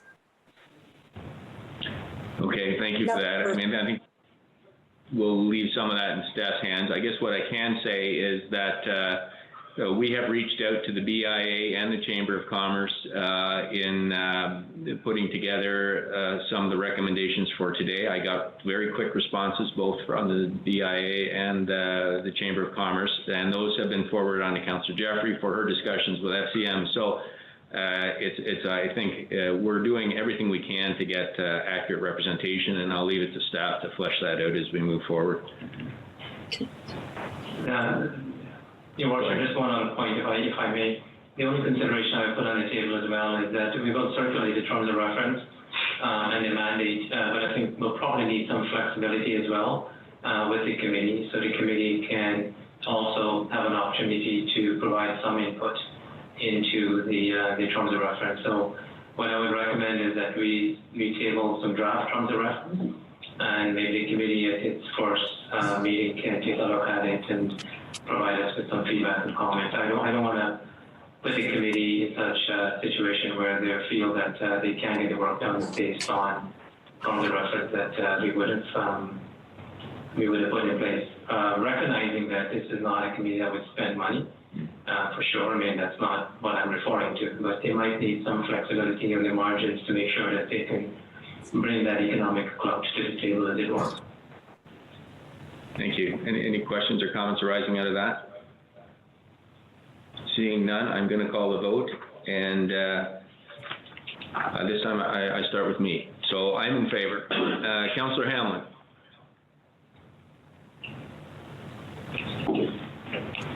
In favor. Thank you. Councillor Jeffrey? In favor. Councillor Berman? Councillor Doherty? In favor. Councillor Madigan? In favor. Councillor Comey? In favor. Councillor Mcleod? In favor. And Deputy Mayor? In favor. Thank you. So that is passed unanimously. Sorry, excuse me, just for clarification. Yes. So it was recommended being established with the mayor and the chair of development and operations. Are we deciding today whether we want an additional member, number one, and number two, who that member is going to be? I guess what I was thinking might happen in the discussion with when staff looks into this. 4 or 3, is there a magic number there, or are we able to accommodate that? So I guess I was looking more for staff to give some input on that. So through your worship, I mean, the notes I have is that what I heard coming from the floor was yourself, the deputy mayor, Councillor Jeffrey, and the chair of the NO. And if that's my sort of working assumption, if we think that I did hear Councillor Doherty speak about maybe prioritizing to 3, but I didn't hear any comments in that regard. So my assumption is there are going to be 4 members, unless I hear otherwise. So, Council, are there strong feelings, in my opinion, given the importance of this committee, and we want to get going as quickly as possible? I have no issues with 4 council members being involved. Is there anyone that feels strongly about that? Yeah, Councillor Madigan. I think the key messaging is going to come from the business, and it doesn't. I don't think it matters whether there's 4, 5, 3 listeners on our end, because the message People come from the manufacturing, from the tourism district, from the small business, big business, home business. Let's not forget about them. But I think the messaging is going to come from them. They're going to tell us what they want. They're going to tell us what they need. And the committee is just going to sit there and listen to it. So I think Kathy is, Councillor Jeffrey is great to have on from her perspective at the SCM level. And I think obviously you as mayor and the heads of either department, so like Alvin said, nobody can hear me. That's funny because my voice is quite loud. So I'll repeat that again. I think the messaging is going to come from the business sector, so I don't think it matters how many people sit on the committee. It's just the importance of their way to interpret those messages and that be able to take it back to council as a whole. I don't think worrying about whether there's 4 or 5, 3 or 2 is going to matter, to be honest. I think that people will tell us what they want and need. Thank you. Point taken. Any other comments, council?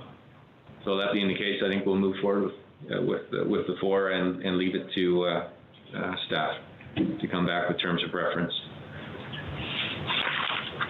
The next item, moved by Deputy Mayor Hall and seconded by Councillor Mcleod, be it resolved that council authorize the establishment of a Collingwood emergency contingency fund from the asset sale proceeds.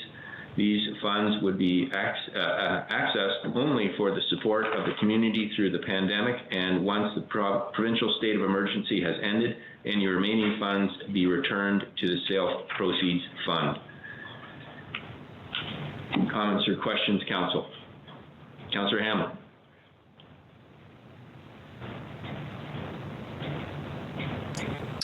Thank you, Mr. Mayor.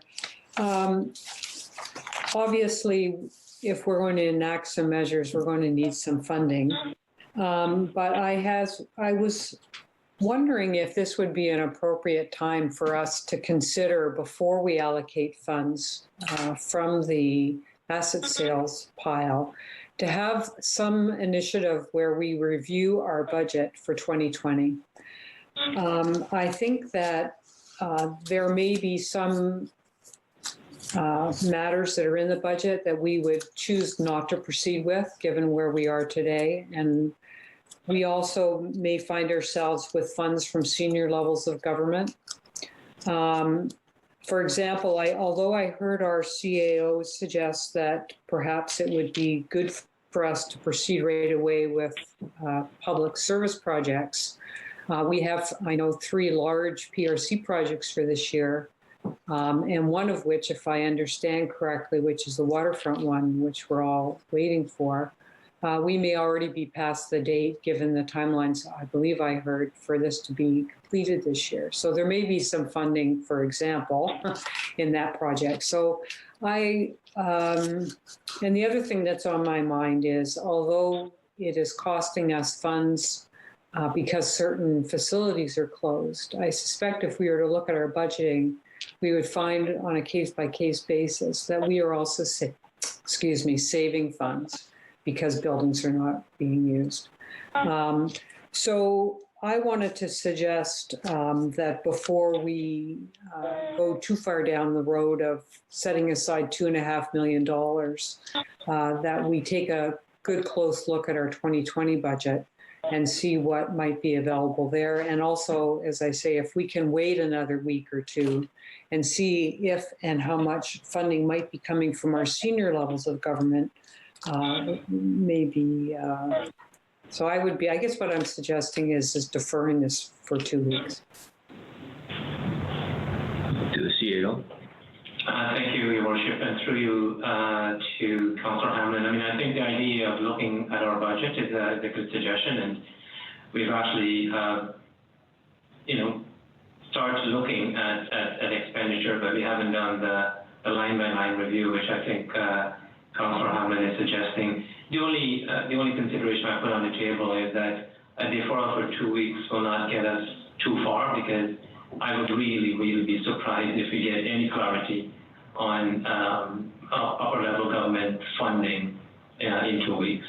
And the third point is that what we're recommending here is not to go out and spend this money.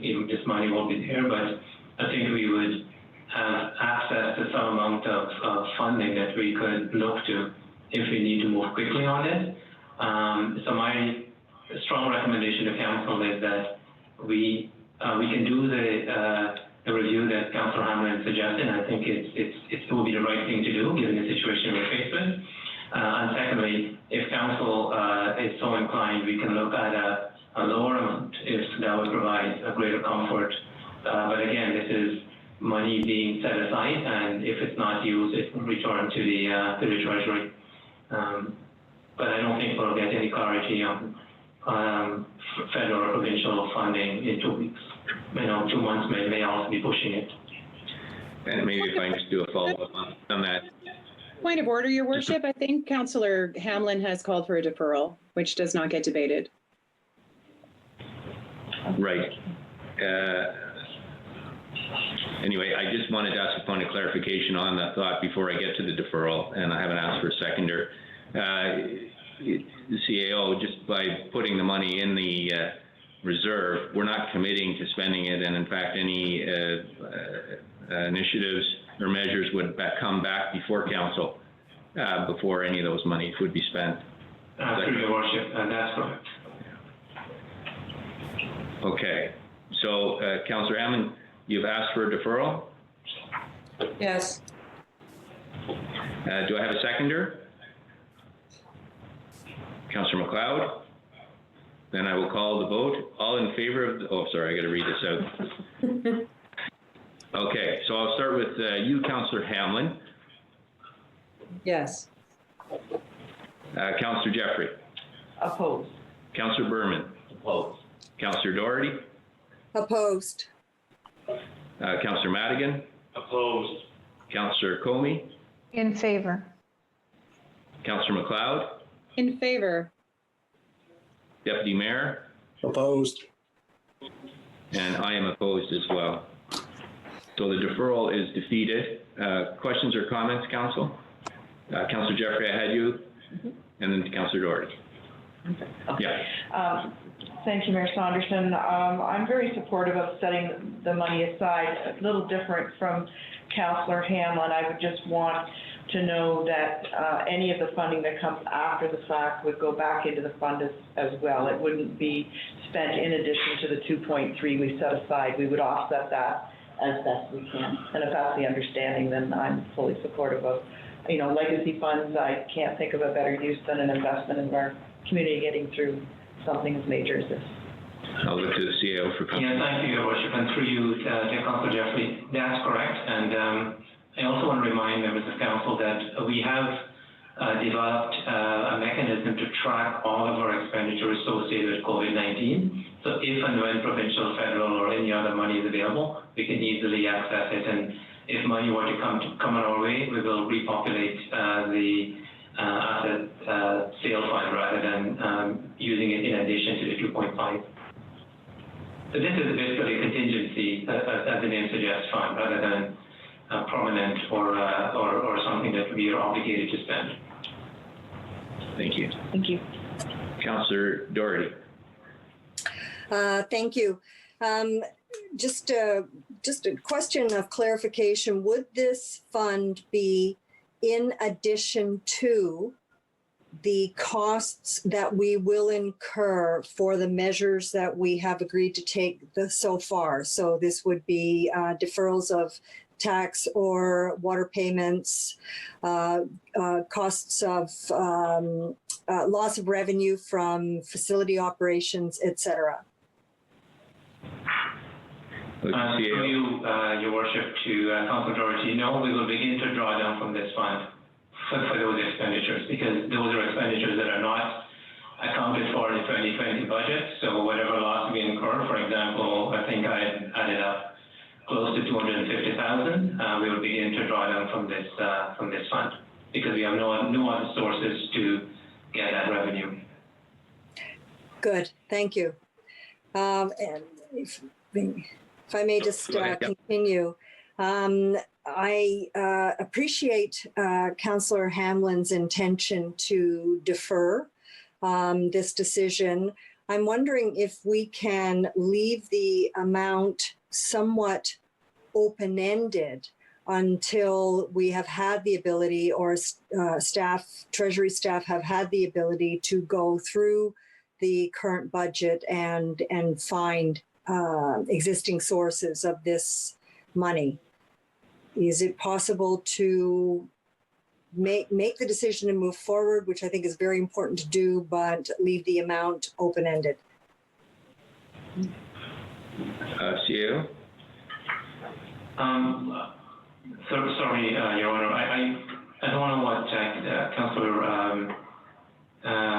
Doherty meant by open-ended.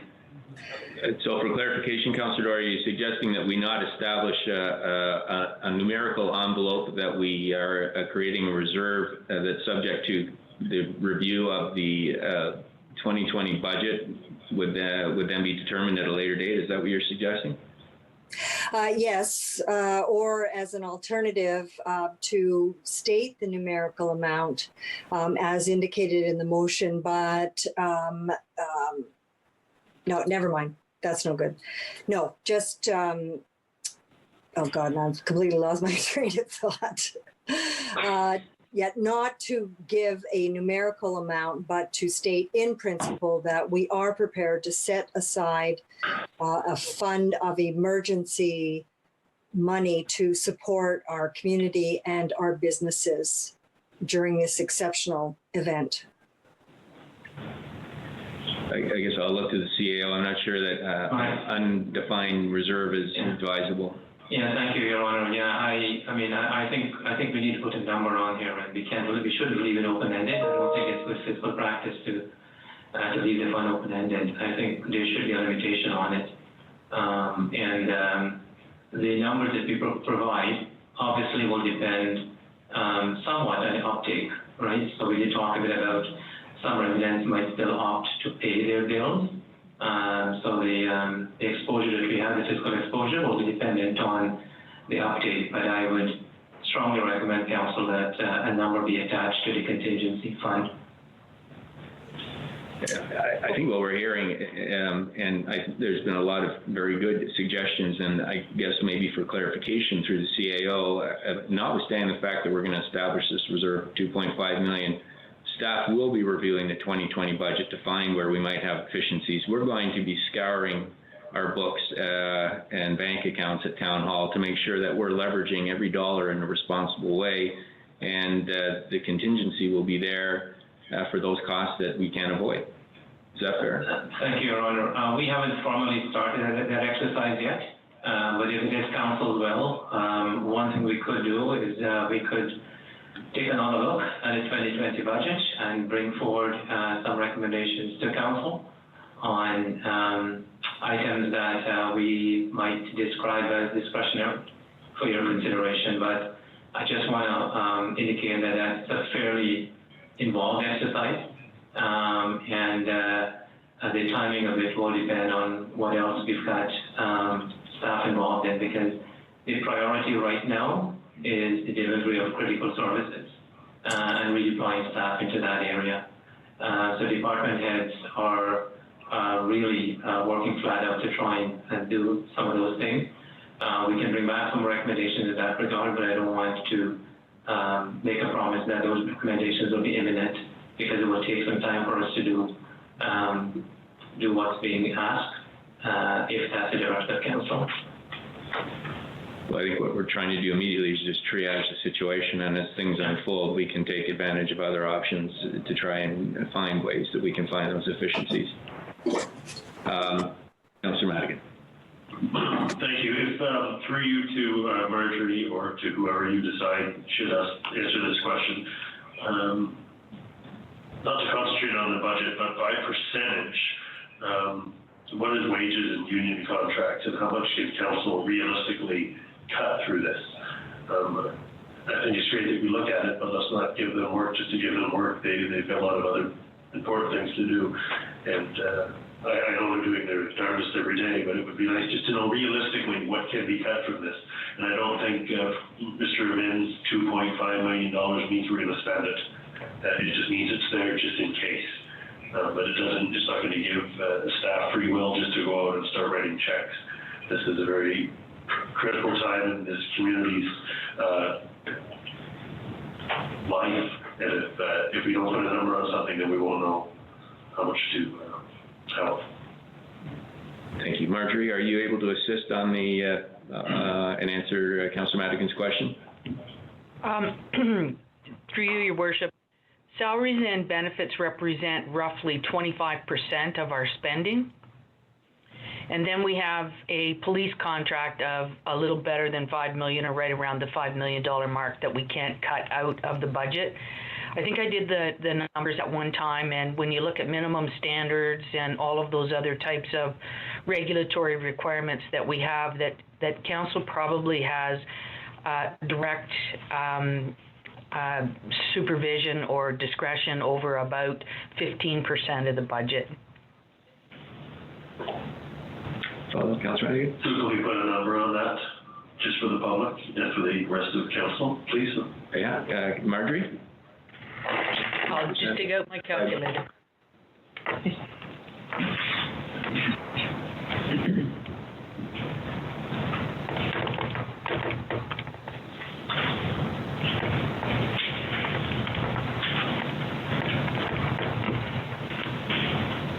That would be roughly $4 million.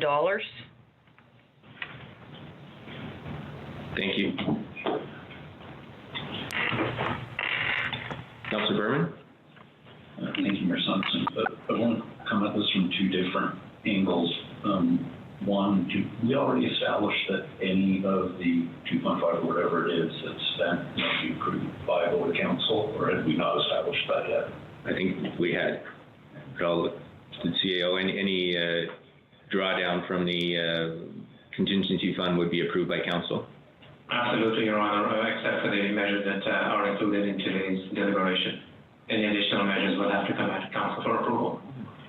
So, thanks to the province, we're sitting here now, we're able to have a meeting. Hypothetically, we could have 7 meetings a week if we wanted to. So, I'm just wondering then, can we not be dealing with these needs on an individual basis? Why put the lumps on the side if we're available on a daily basis to approve whatever's needed? Not a criticism, a question. Why is it necessary?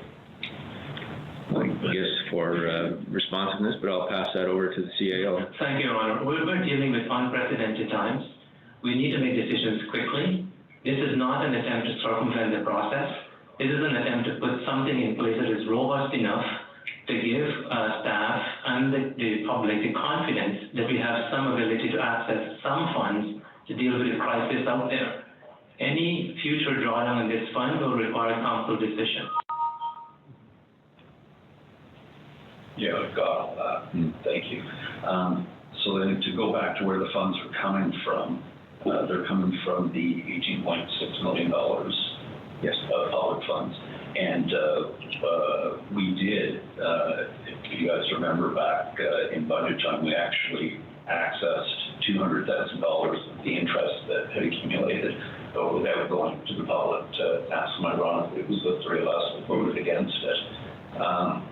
So now we're going to 2.5 million because it's honestly it's the easiest place to get the money from right now, but we're not going to the public about it. I would like to see something in here that guarantees, I guess, the public that when the time comes that we are back to some sort of norm and we sit down to decide what to do with the asset sales fund, that there's a guarantee that it'll be the 18.6 million. Well, I think you put that motion on the table. I don't think there's that's a large guarantee to make. I think at unprecedented times, and I agree with Councillor Jeffrey that we are making a very significant investment in trying to keep our economy and our local businesses and our residents' jobs healthy so that when we do get through the bubble, that we will have that for them and we will have minimized the damage to our economy. So to the extent that we are changing what we've said previously, I think this is a decision our public will want us to make, and that's a question for each of us to decide. So if you want to bring a motion to that effect, you can. I don't disagree with anything that you said, other than, again, back in March, when it wasn't an emergency, we did dip into the funds. We told them all along, even through the campaign, that we were going to give them input. So I'm just trying to find something in here that doesn't have people on the street going, well, that 2.5 is going to need another 2.5 and another 2.5. And at the end of the day, we're using all of the money to get through a crisis that I agree with everybody at the table we have to do. But is there anything that anybody can offer where we use other funds first? So if money from upper tier government comes in, we're going to promise to use that before we use this money. If the CAO is successful, we'll be looking at the budget. Well, you know what, and I will put that through the CAO. I think what we've made clear is that if we do get money from the feds or the province, it will go to backfill what we've taken out. I don't know that we want to be in a situation where we're waiting for these things because we just don't know what's happening. So, I mean, CAO, would you like to add to that? Thank you, Your Worship. I'm not sure what I can add, except that Councillor Jeffrey made it clear that if you receive funding, it will provide the first place to replenish this fund will be federal and provincial funding if those are available. This money is needed now and is needed in the community, and we've got to find a way to ensure that we can make the money available subject to all the spending constraints that Council has. Overwhelmingly, when we spoke to the business community, and some of us were on that call yesterday, this was one place that they point us to say, this is a community fund, and we should try and find a way, if we can, to try and release some of that money for public and business renewal, because that's needed and needed now, and there is no other source for us to get any money. We don't have any other source. None. You want to add to that, Councillor Jeffrey? Thank you, Mayor Saunderson. I just simply wanted to the point of the guarantee. I think the guarantee is once we get through this crisis and we know what we have, we will return to that public consultation as intended. And I think the public are really pouring an outcry for help right now. So I don't think we're doing anything with the funding that we don't think the public want us to help them with. And I guess the message for me is most important to the people is that we're on solid ground. We have resources and we have abilities, and we're here to make them work for them. So that's the most important for me out of this. Mr. Berman. Any other questions? Councillor Comey. And then Councillor Mcleod. Thank you, Worship. And I have to let everybody know my kids are back from as long as they could walk the dog. So I apologize for any background noise. I wanted CAO Hamann, I mean, your entire presentations today and this package, I believe strongly all of Council's supporting the community.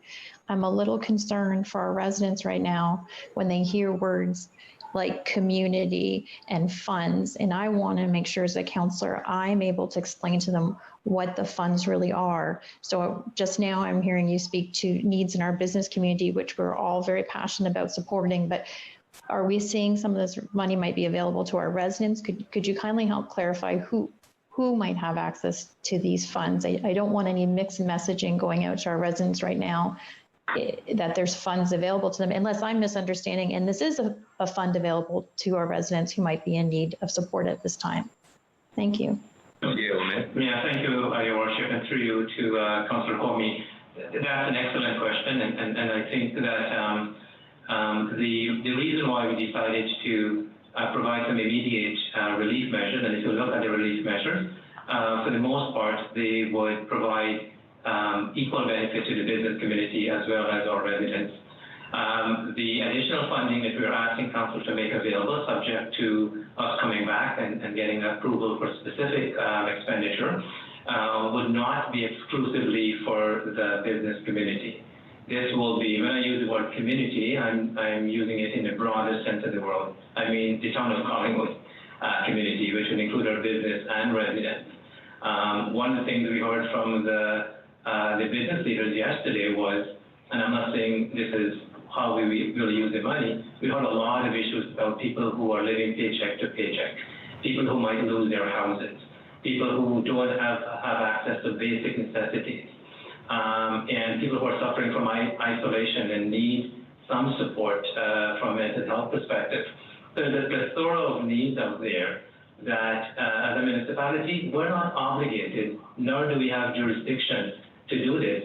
But you know what? In this day and age, with this crisis, there's nothing about jurisdiction, there's nothing about statutory responsibility. This is about us stepping up to the plate and responding to the needs in our community. And what we've tried to do here as staff is to bring forward a suite of proposals that hopefully will touch every segment of Collingwood at the residential level and at the business level.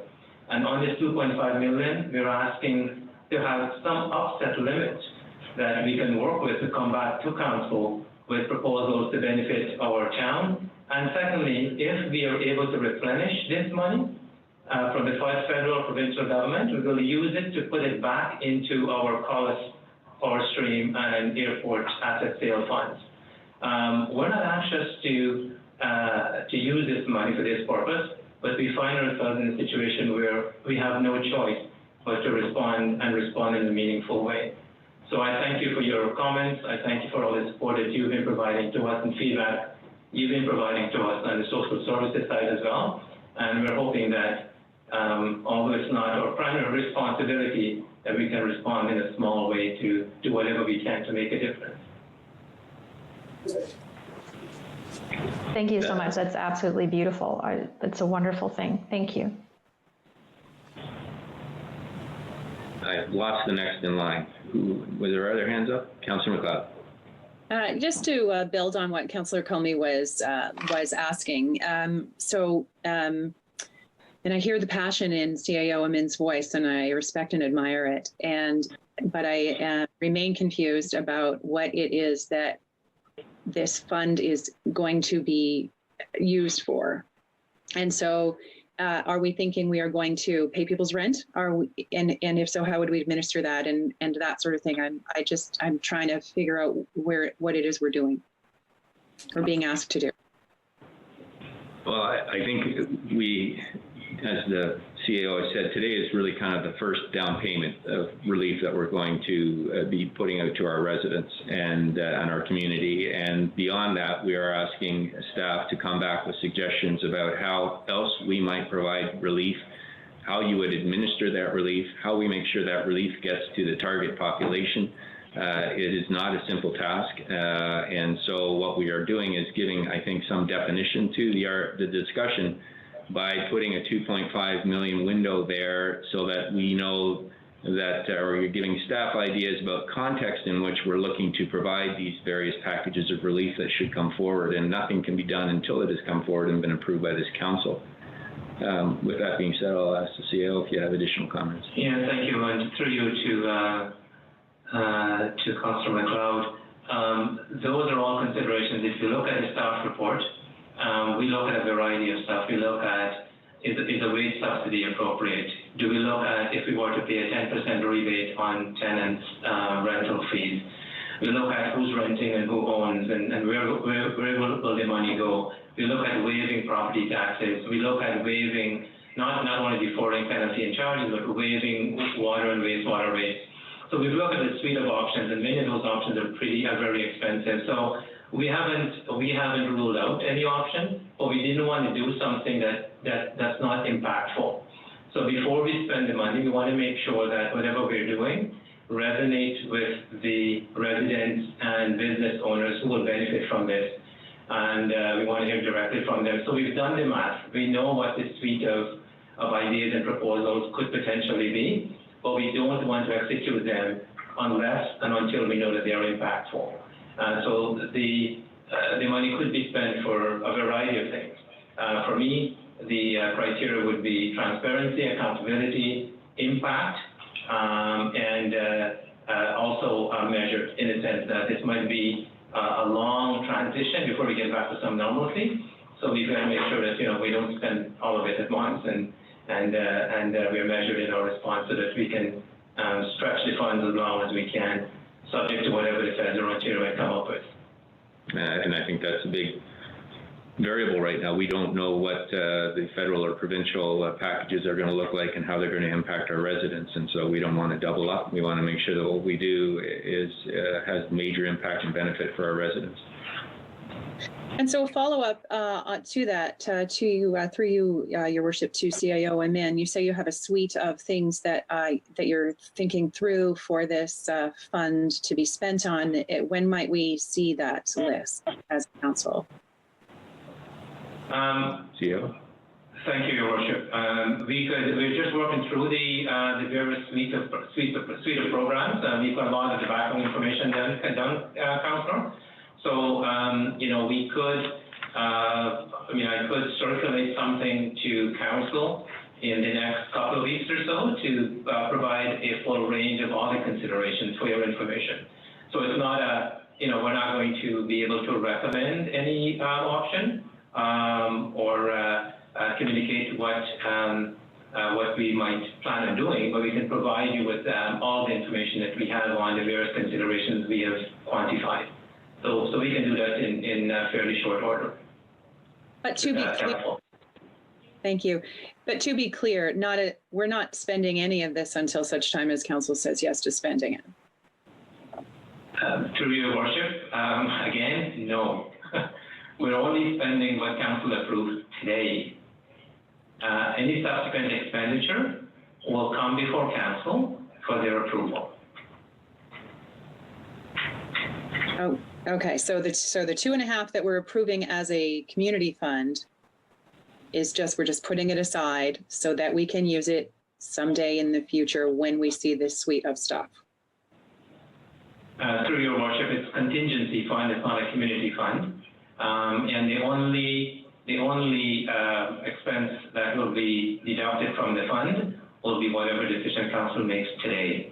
And again, that's subject to how many people, how much uptake we get on the tax deferral and the water rates deferral.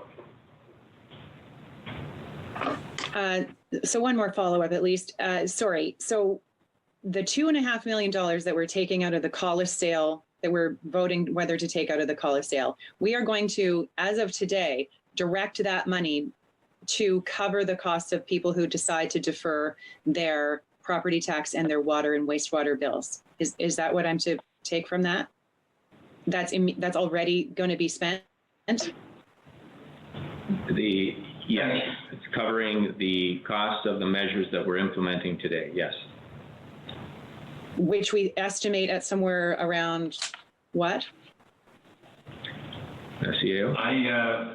Through Your Worship, I did some quick math, and again, it is depend on what the uptake is, but based on the information I have before me, we're looking at least somewhere between $250,000 and $300,000 just on the property tax and the water wastewater deferral. So that I'm absolutely clear on what it is that I'm voting on. We are setting aside 2.5, but it's not 2.5. It is now down to 2.2 or 2.1, depending on the uptake on these measures. Once that reserve is set aside on the vote, then it will be used to pay down the uptake on the measures that we have approved, which could be an upset limit, I would believe, of $300,000. Yes.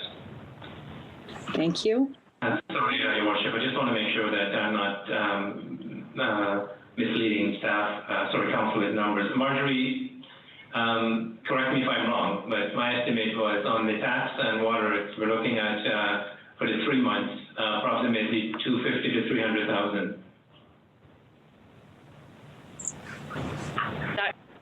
That would, through you, Your Worship, that would be correct.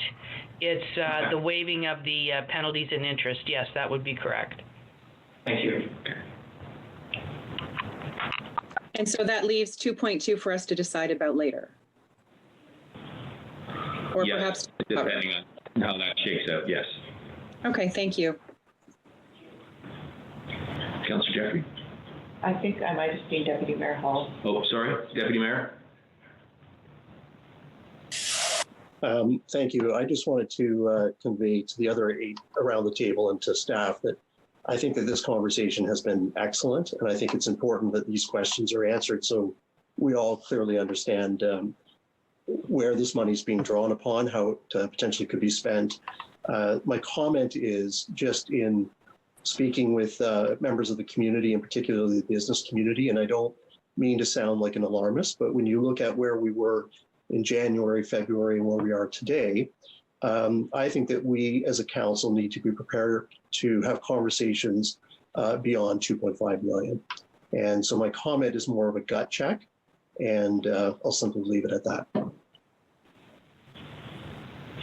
Thank you. Councillor Hamann.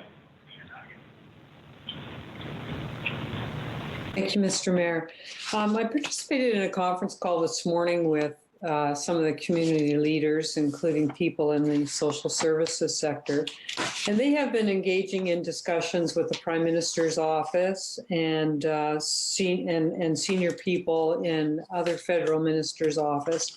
And the message they're getting is to go slow on what is being rolled out, and that everyone should try to avoid making decisions all at once. And in particular, because it may become possible for every organization, and in that I'll include municipalities, to leverage opportunities of others.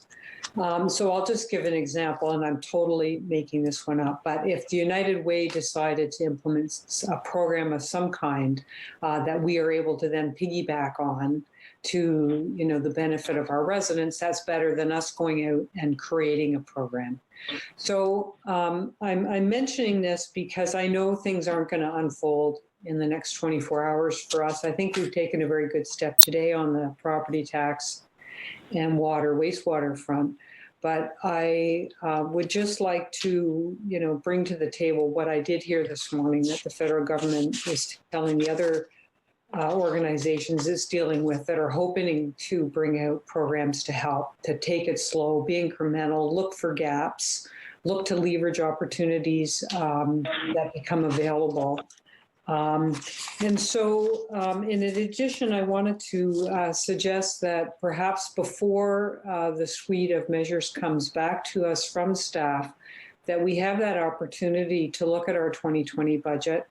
I, of course, heard that there's, maybe not tons of room there, but there's some room if we're not, I'll just put out there an example of our traffic calming measures, which I feel very strongly about, but perhaps for the next 4 or 5 months, we're not going to have a lot of traffic. And that's something, $60,000 that could be deferred to 2021.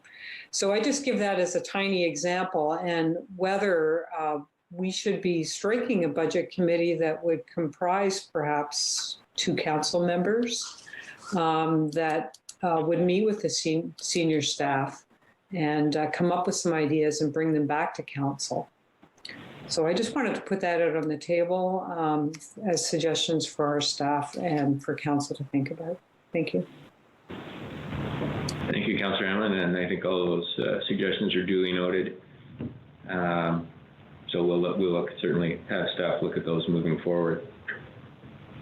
Was there another hand up by Councillor Jeffrey? Yeah, just a comment, not really a question, I don't think, but the amounts that we're deferring, those aren't something that's being spent. There's the expectation that they're going to come in eventually, maybe late. The cost part is the waiving of the penalties and the fees. So not everything here today is going to cost us in the long term. It's just impacting our cash flow in the short term.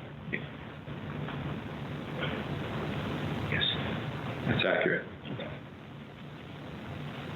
Seeing no more questions or comments, then, Councillor Mcleod. Thank you. I think that I would like to ask for an amendment to this particular piece of our discussion, and that amendment would be something along the line of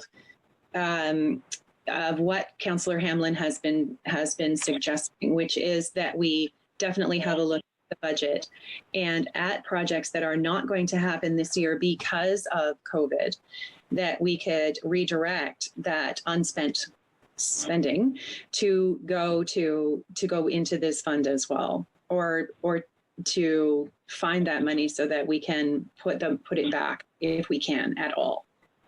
So, for example, we've had conversations regarding, just off the top of my head, the splash pad. So there's a certain number of dollars that has been allocated towards that this year.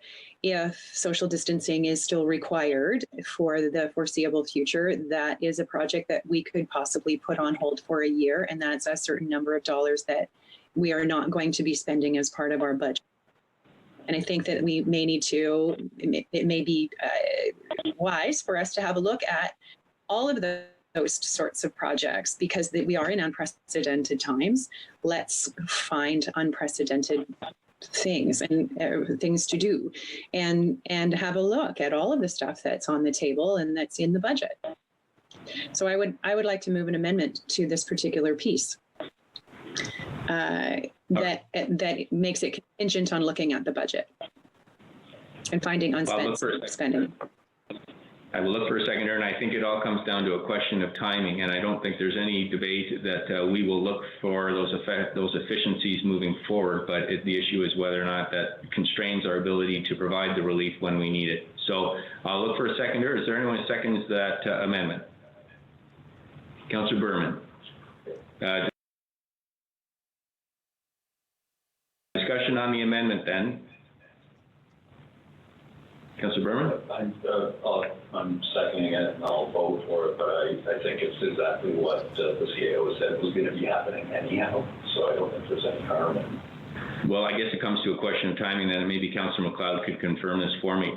Are you saying that nothing moved forward in the contingency fund until this budget reappraisal has happened and reassessment has happened, or are you saying that in conjunction with this contingency fund, you would like staff moving forward to re-examine when time permits the 2020 budget to find efficiencies that might be able to backfill some of the funds spent out of the contingency fund? So the timing to me is a question. If you can clarify that, I'd appreciate it.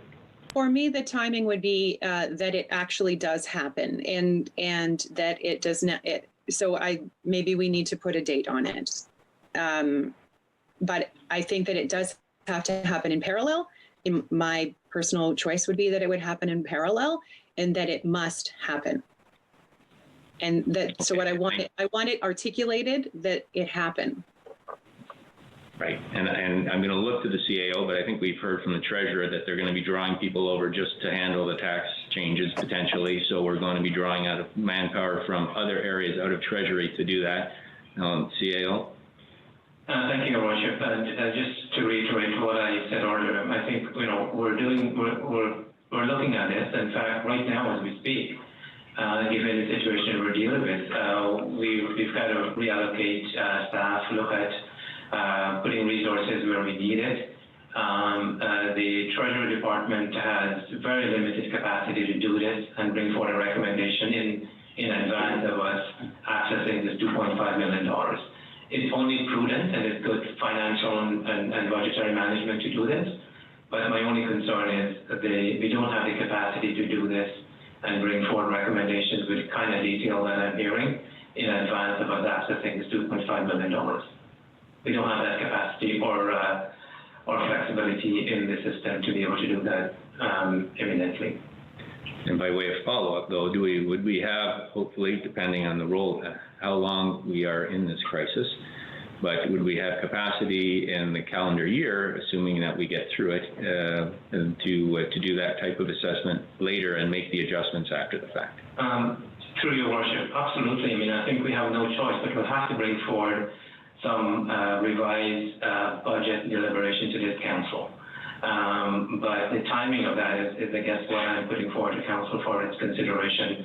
We have to do that because the choices we're making today in response to the crisis would require that we take a look at our budget. And I would expect that we'll probably come back with something later on in the summer to provide some recommendations at council on what might be a reprioritization of issues. But I don't think we have the capacity to do it now. Thank you. Deputy Mayor, you had your hand up. Thank you again through you to the colleagues. Again, I think this is an important discussion, and I just go back to my prior comments regarding the gut check. When we come through this on the other side, I hope I'm wrong, but I don't think that we'll be talking about $2.5 million. I think that when our staff look at some of the other opportunities, whether it be reduction in budget, whether it be stimulants that the business community, the arts community, et cetera, are looking for, whether it's this task force that comes back to us with various recommendations, and expenses that we in turn will have to dole out over a period of time just to keep the operation rolling along to ensure that all of our essential services are met that are statutory. This is going to exceed 2.5, and I really think that we need to get our head around that. The other part of my comment would relate to that it is important to find efficiencies, and it is important to maybe put things on hold, but it is also important to bear in mind that we are one of the largest economic generators within the community itself. And we will be looking to the federal government and the provincial government to inject monies into our community. But the mayor knows, as well as anybody, on a weekly basis, we sign hundreds of checks that go into the community that continue to move business along. And those members in the community, whether it's engineering firms, whether it's construction firms, et cetera, they too will be relying on some of these projects that were already in the works. So I'm just saying it's a much, much larger macro picture that we're looking at. This is a great conversation, and I'm glad that we're having it, but let's let staff start the process today. Let them come back with recommendations, and then let's have a much broader conversation when we actually have numbers to take a look at that point. Thank you, Deputy Mayor. Any other comments or questions on the amendment before I call the vote? Seeing none, sorry? Just for clarity on what that amendment is, through your worship members of council, this is what I have wrote down. The council requests staff review the 2020 budget and determine potential financial efficiencies in projects that are not going to be completed because of the COVID-19 pandemic or other matters that may arise, and allocate those monies to the contingency fund to reduce the use of the asset sale proceeds for this fund. Councillor Mcleod, does that accurately reflect your motion? It does indeed. Okay. Then I will call the vote, and I think I'm starting now. Councillor Jeffrey. Oh, I need clarification on this timing. I'm opposed to the amendment if it's going to hand-strap our staff into trying to produce something that would impede our nimbleness in the short term. Okay, Councillor Mcleod, it's a question of timing, so if you can just clarify, and maybe the wording has to be amended. I am not married to any particular time frame. But I would like that work to be done, and my goal here is to have that work being articulated, so that we know that work is going to be taking place. That's all. I don't have a time. So if it happens in the calendar year, as the CAO suggested it would, is that sufficient, or do you want this done before we start? Pardon me? No, it does not have to happen prior to anything, I want to be sure that, and I think that CAO Hamann and I are in agreement that this work needs to be done. I just want to have it written down somewhere that we're going to do it. That's all. Okay, so CAO?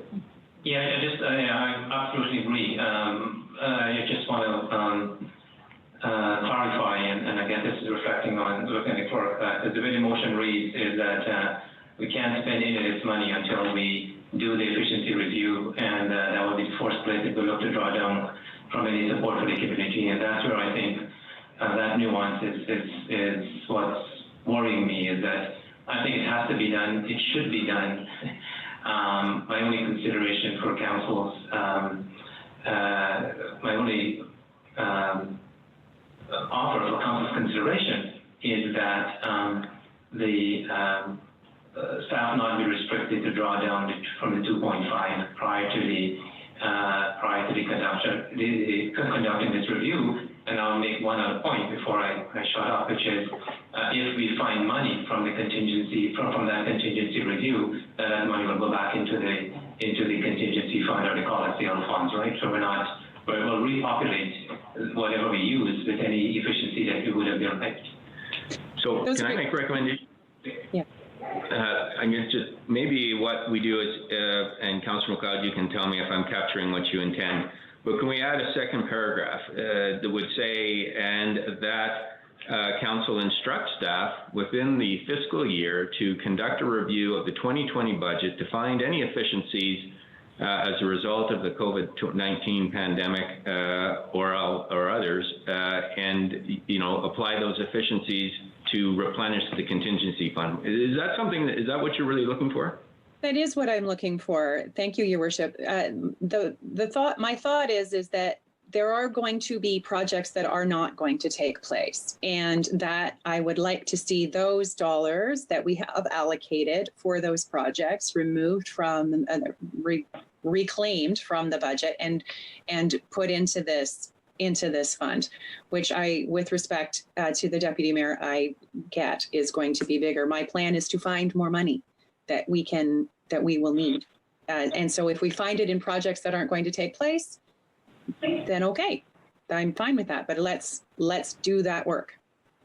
Yeah, and I think if the wording that the CAO is nodding, and I think from a fiscal and accountability and transparency perspective, I think there's no disagreement around the table on that. I think we just want to make sure we have the wording correctly put in place so that we're not tying the hands of staff while we move forward with the allocation or working on the measures that we might use to tap into the contingency fund. So I'm going to look to the clerk to see if you've got some wording there we might use. Sorry, I hate to. You're going back on your word. No, I'm not going back to my word, but I think what I want to make it clear to council as well is that, and as part of our budget review, we'll do this. But and that's why I use the word discretionary in my comment, because there are certain funds that we cannot use for any other purpose. So there might be projects that are postponed or deferred, right. But there might be DC funds, there might be funds dedicated for certain specific projects that we have no flexibility on.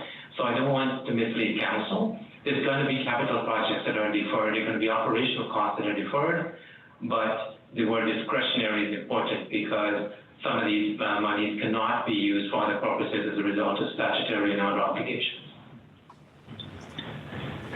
Okay, so while clerk's working on that, Councillor Doherty, you have your hand up. Yes, thank you. And I believe that the statement that CAO just made now helps me out, but my concern in doing a review of the budget and automatically making cuts to the budget based on what we don't believe we can do this year may hamstring us significantly next year, because I am already anticipating that our budget process for 2021 is going to be very circumspect. And so I would not want to be committing to cutting funds this year with no view to perhaps putting them into a reserve for next year. Am I making myself clear? Sorry.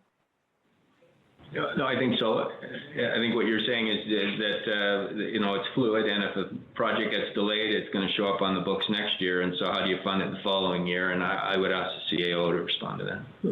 Thank you, Rochman. That's a really good point that Councillor Georgia raised. That's why the province is doing an economic update and not a multi-year projection, because all the numbers that we're working with could be out of the window. And I just want to reflect back on a few comments the Deputy Mayor made, and it's absolutely dead on in terms of his analysis. But I think all those considerations can be brought forward once that review is complete. What's discretionary, what's not? Should we put in a reserve somewhere for 2021 if that's what council decides. But I think all of the decisions can be deferred once the efficiency review, if that's what we're calling it, is done and complete, and the recommendations are brought forward to council. We'll see the size of that pot, and then we can decide how we want to spend that money, whether it's spending it now or deferring it for a later date. So I think some of those decisions can be made at the time when that the efficiency review is brought forward for council's consideration. Okay. Clerk, how are you doing on the wording? Certainly, that, through your worship, members of council, that was the original intent. So the motion would still be that the understanding is that 2.5 is going in there, and then after this review is completed, whether it takes a year or 6 months, or that any of those efficiencies be given some discretion, whether they be allocated to supplement that contingency fund to reduce the use of the asset sale proceeds use. I understand that's the intent. Councillor Mcleod? Good to go. Good to go. Councillor Berman, are you happy with that as well, since you were the seconder? Councillor Berman? I am. Councillor Berman's good with that as well. So then we will be dealing first with the amendment. And so I guess I'm starting then with Councillor Jeffrey. And did that bring clarity for you? It did, but because I think the amendment is only asking what staff has, I've heard them commit to, I'm going to vote against the amendment. Okay. So a nay. Councillor Berman? In favor. Councillor Doherty? I also will vote against, but only because I am operating on the assumption that staff would do this regardless. Councillor Madigan? Against. Councillor Comey? In favor.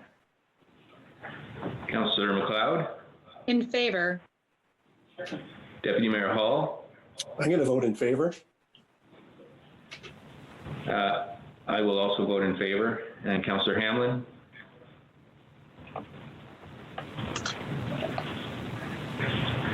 Councillor Hanlin, how do you vote on the amendment? Sorry, in favor. Okay, so that is passed with, I think, 3 opposed.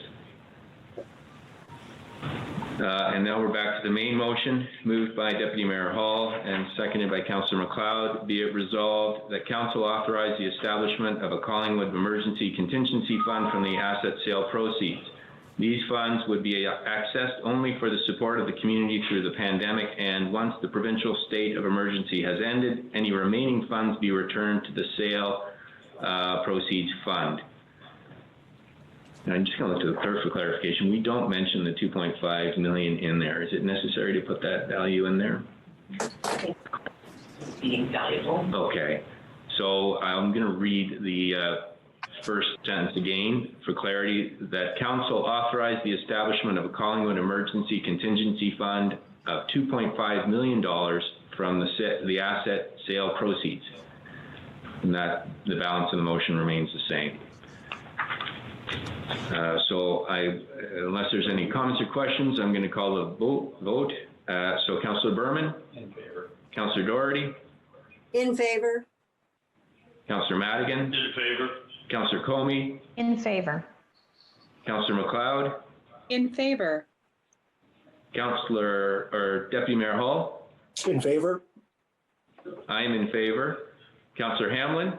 In favor. Councillor Jeffrey? In favor. And that is passed unanimously. So I guess I should have read as amended on that one. So that as amended by Councillor Mcleod's motion. The next item deals with the emergency management program, adopting the bylaw to amend that. Do we need to speak specifically to, well, I'll put it on the floor and then I'll look to the clerk and the chief. So it's moved by Deputy Mayor Hall, seconded by Councillor Mcleod. Be it resolved that Council enact and pass amendments to the emergency management program bylaw as identified herein. Chief, clerk, I don't know who wants to speak to that. Chief, since we kept you here all afternoon. I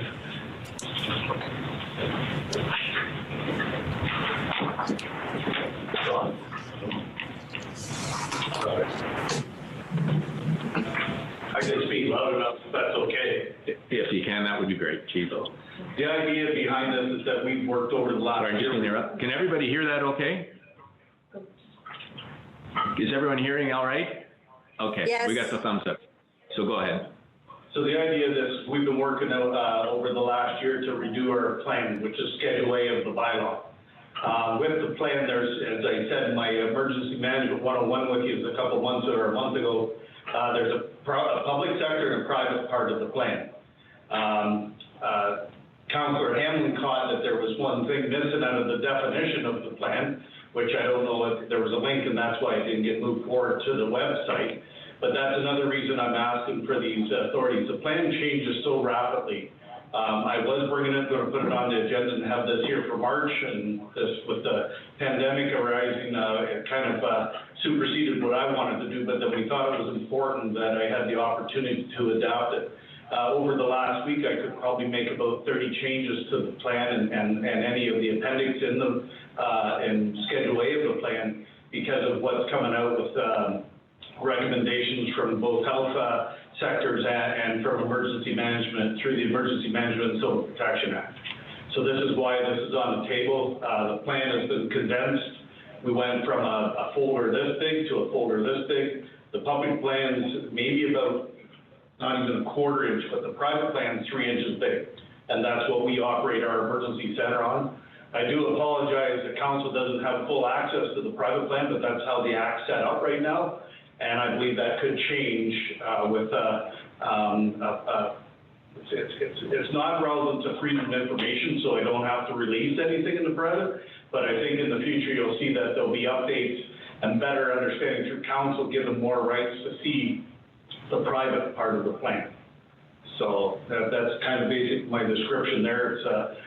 It's easy to follow, and that would, with what Councillor Hamann brought up, that was the intent to get this forward and to have that authority. So I'm not back here every week at council or committee trying to get something updated that I'm mandated and regulated through regulation and Ontario regs. Good, thank you. Council, any questions for the chief? You nailed it. Councillor Mcleod. Go ahead. So through you, Your Worship, to Chief Part. So we are being asked to vote on changing a plan that we can't see. Is that what I'm to make of this? So under the bylaw, the plan is part of Schedule A, and in Schedule A, there's two parts of that plan. So there's in Schedule A, the plan has the public and private, and the private is constantly ongoing, evolving. It's a living document with contact numbers. When we switch from Collis to EBCOR, I have to change that. If Marjorie, the treasurer retires, I have to change all that. In the public plan, usually we don't have a lot of change in there, but that's what drives the private plan in that. I also asked to remove Schedule D. Another Ontario reg mandates me to do a risk assessment with the municipality, so we're able to remove Schedule D out of the plan and lessen what was there. That was public information, and it was a lot of private information that was being made public, so that's why they changed the Ontario reg to allow us to change it and remove it from the emergency management section and put it in another reg that we have the mandatory report that outcome and those contacts within. I hope that helped. I know it's a little confusing, but really what you're doing is approving an emergency plan that your emergency control group can operate and or establish and operate during times like this if we ever do declare. Thank you. It's like an operational approval. And I guess speaking on behalf of the Deputy Mayor and myself, we participate in drills, exercises once a year, and certification. And a lot of this is very much legislated, the requirements from the province and the approvals that we have to get on an annual basis. So I guess, for lack of a better word, this is really some housekeeping that we need to take care of in order to make sure our plan's up to date. Yeah, through your worship, yeah, absolutely. And it's, the other thing, our plan, we just don't do it, and I sit there and give it to you and say it's all good. As the mayor said, it's approved, it has to go to the province annually and get approval on the plan that we're meeting all requirements under the Emergency Management and Solar Protection Act.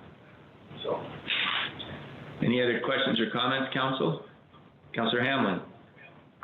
Thank you. I'd just like to follow up on the point that Councillor Mcleod has raised.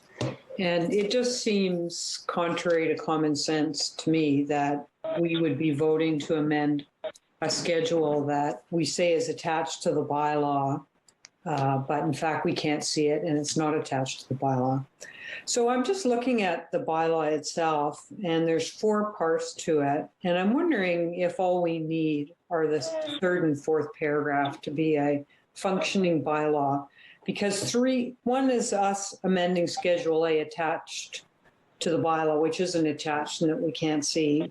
The paragraph 2 is for us deleting Schedule D, which of course is not attached and we can't see. However, paragraph 3 says we delegate authority to the fire chief to amend the schedules. So perhaps, and then 4 is just saying this is going to come into effect pretty soon. So maybe we could take out, this would be my amendment, to remove paragraphs 1 and 2 and renumber paragraphs 3 and 4, 1 and 2. And then I believe that would allow us then, as I say, to give authority to the fire chief to amend the management plan and its schedules any way he wants, but doesn't sort of make a farce out of what we're doing. So that would be my suggestion, if I could get a seconder for that. And I'll look to the clerk. Or through your worship, just for clarification, so Schedule A is attached and was provided as part of the agenda. The only one that wasn't provided was being removed isn't part of the public document. It's a risk profile that's done annually regardless. To your worship, yes. So the Schedule A is provided publicly and provided to members of council. Yeah, it's just what is not provided to council and the public, that's not on our emergency control group, is the appendix to Schedule A. And that's everywhere from our flood contingency plan, hydroelectric plan, which is not public information because they have their acts to winter snow event plan. All these specific plans are in the appendix A to J or to even farther. So, and then we also have the flood contingency plan that's not an appendix that is part of it. So again, the intent that Councillor Hamann did say, that's really the biggest wish of mine, but it's again through the clerk how progress and procedure follows to how we do that bylaw. Thank you. Hammond, yeah, as a follow-up then, so I guess I do understand. So what I was confusing with I was confusing Schedule A with Annex A, I guess. So Schedule A is in fact the emergency response plan that's been updated. Through you, Mr. Mayor, is that correct? That's correct. Yes. And paragraph 2, which references Schedule D, what in fact is that? Chief?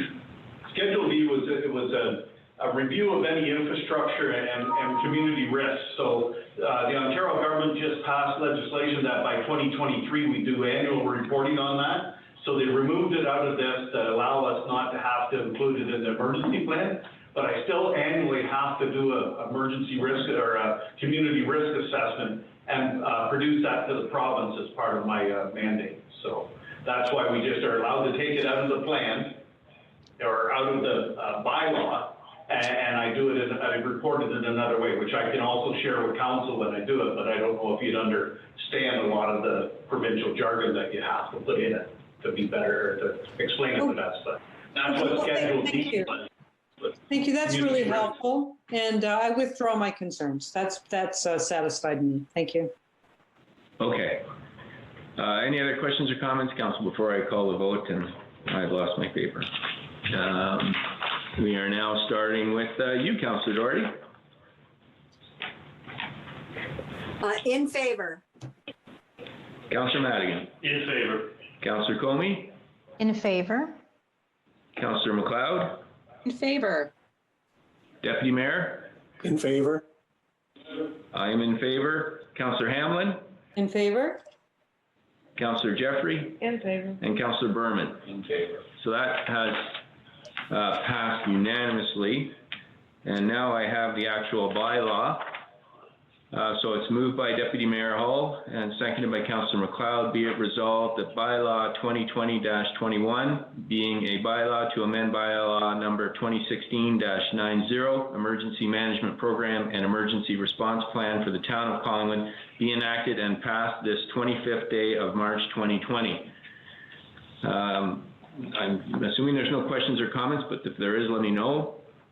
I'm now going to go through, so we are now starting with Councillor Madigan. In favor. Councillor Comey. In favor? Councillor Mcleod. In favor? Deputy Mayor Hall. In favor? I am in favor. Councillor Hanlin. In favor? Councillor Jeffrey. In favor. Councillor Berman. In favor. And Councillor Doherty. She said in favor. In favor. Thank you. The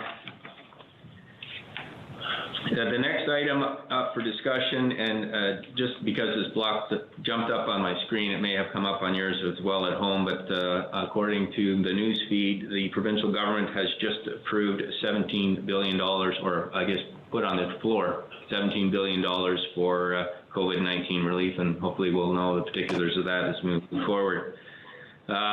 The next item is Deputy Mayor Hall, moved by Deputy Mayor Hall and seconded by Councillor Mcleod. Be it resolved that Council herein delegate additional authority to the CAO during the COVID-19 pandemic for matters deemed necessary and minor in nature as described herein. Council, any questions or comments? Councillor Doherty? Thank you. What is different in this motion as opposed to our original delegation of authority to CAO? I'll look at the CAO to answer that. Or you want to answer that? The clerk's going to answer that.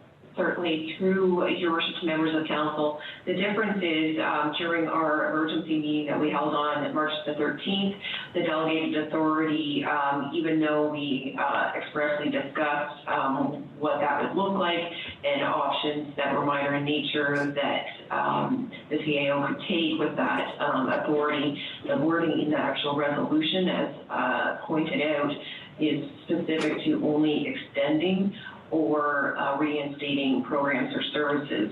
It doesn't provide any additional authorities, and being clear that there is additional authorities that he could be granted in the process to undertake those, that use of that power has been identified in the report.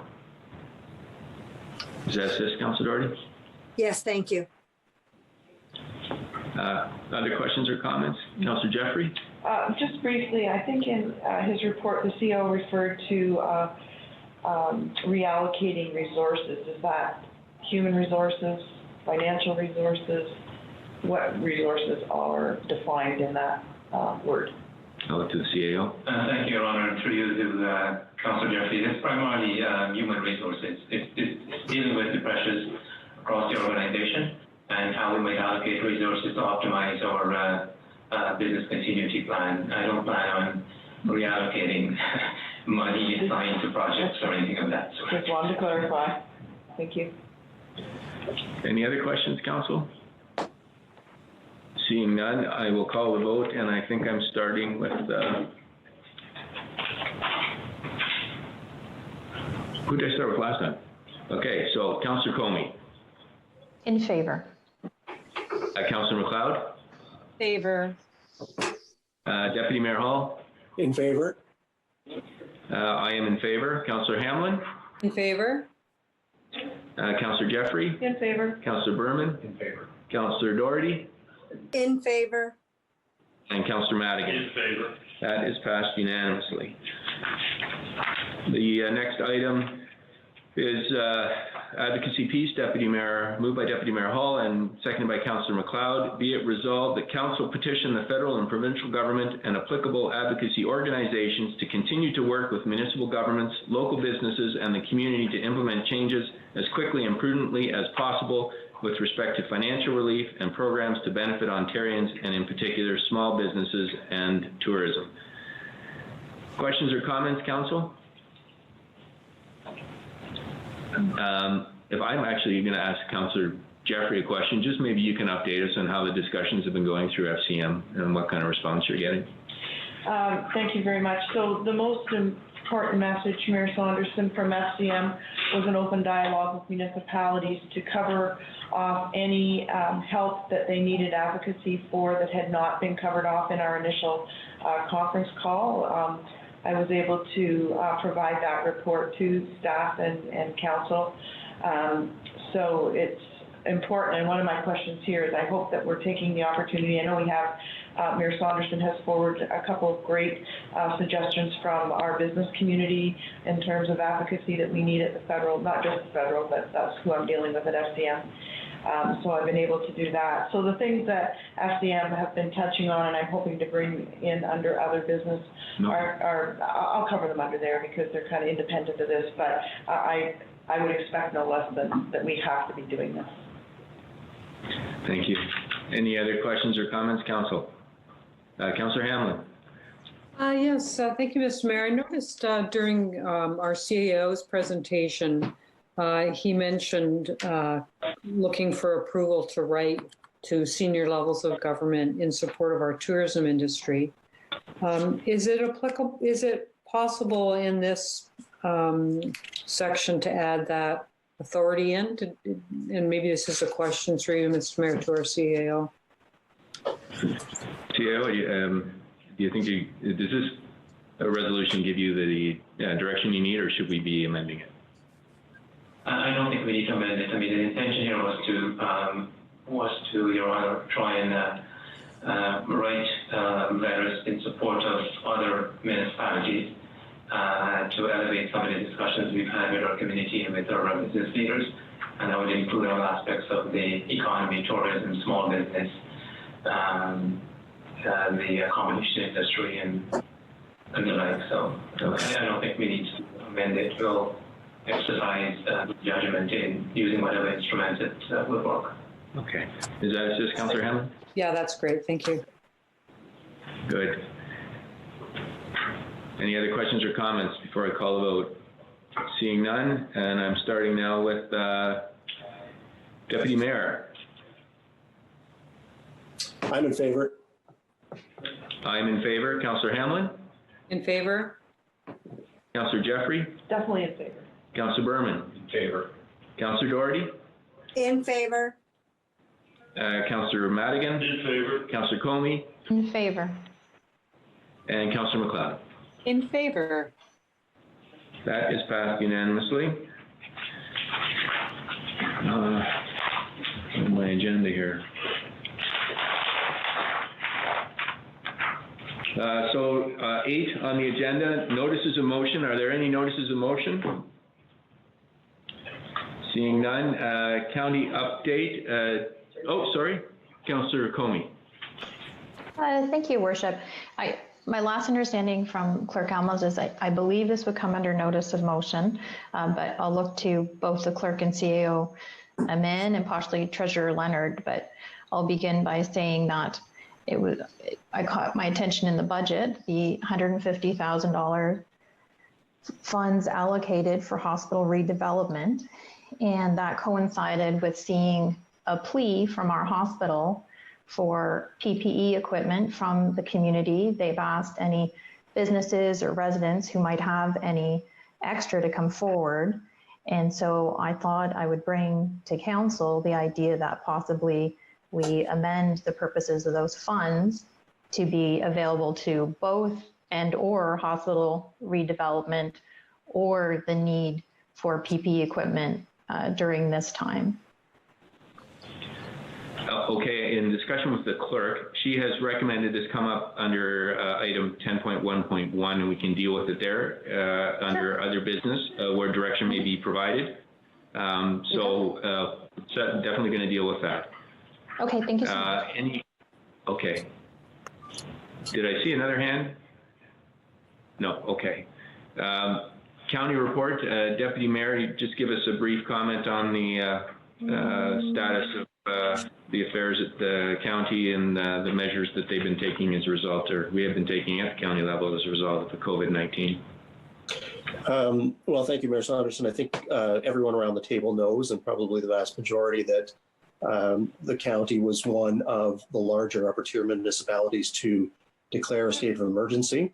And in doing so, had really started to implement a number of best practices even prior to making such a declaration.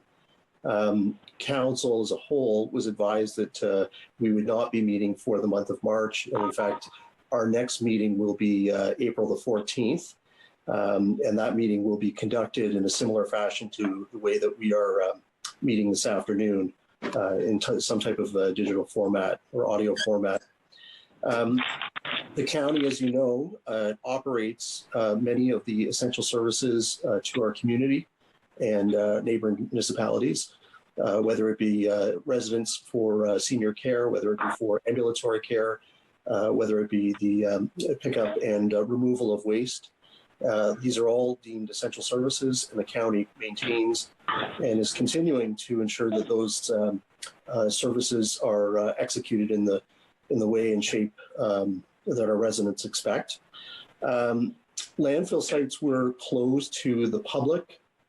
There has been some discussion that potentially they may be reopened, but on a modified schedule, as well as ways in which we would access. And information, if that was to change, would certainly be made available to the public through the various social media, website, et cetera, channels that the county so diligently uses to communicate.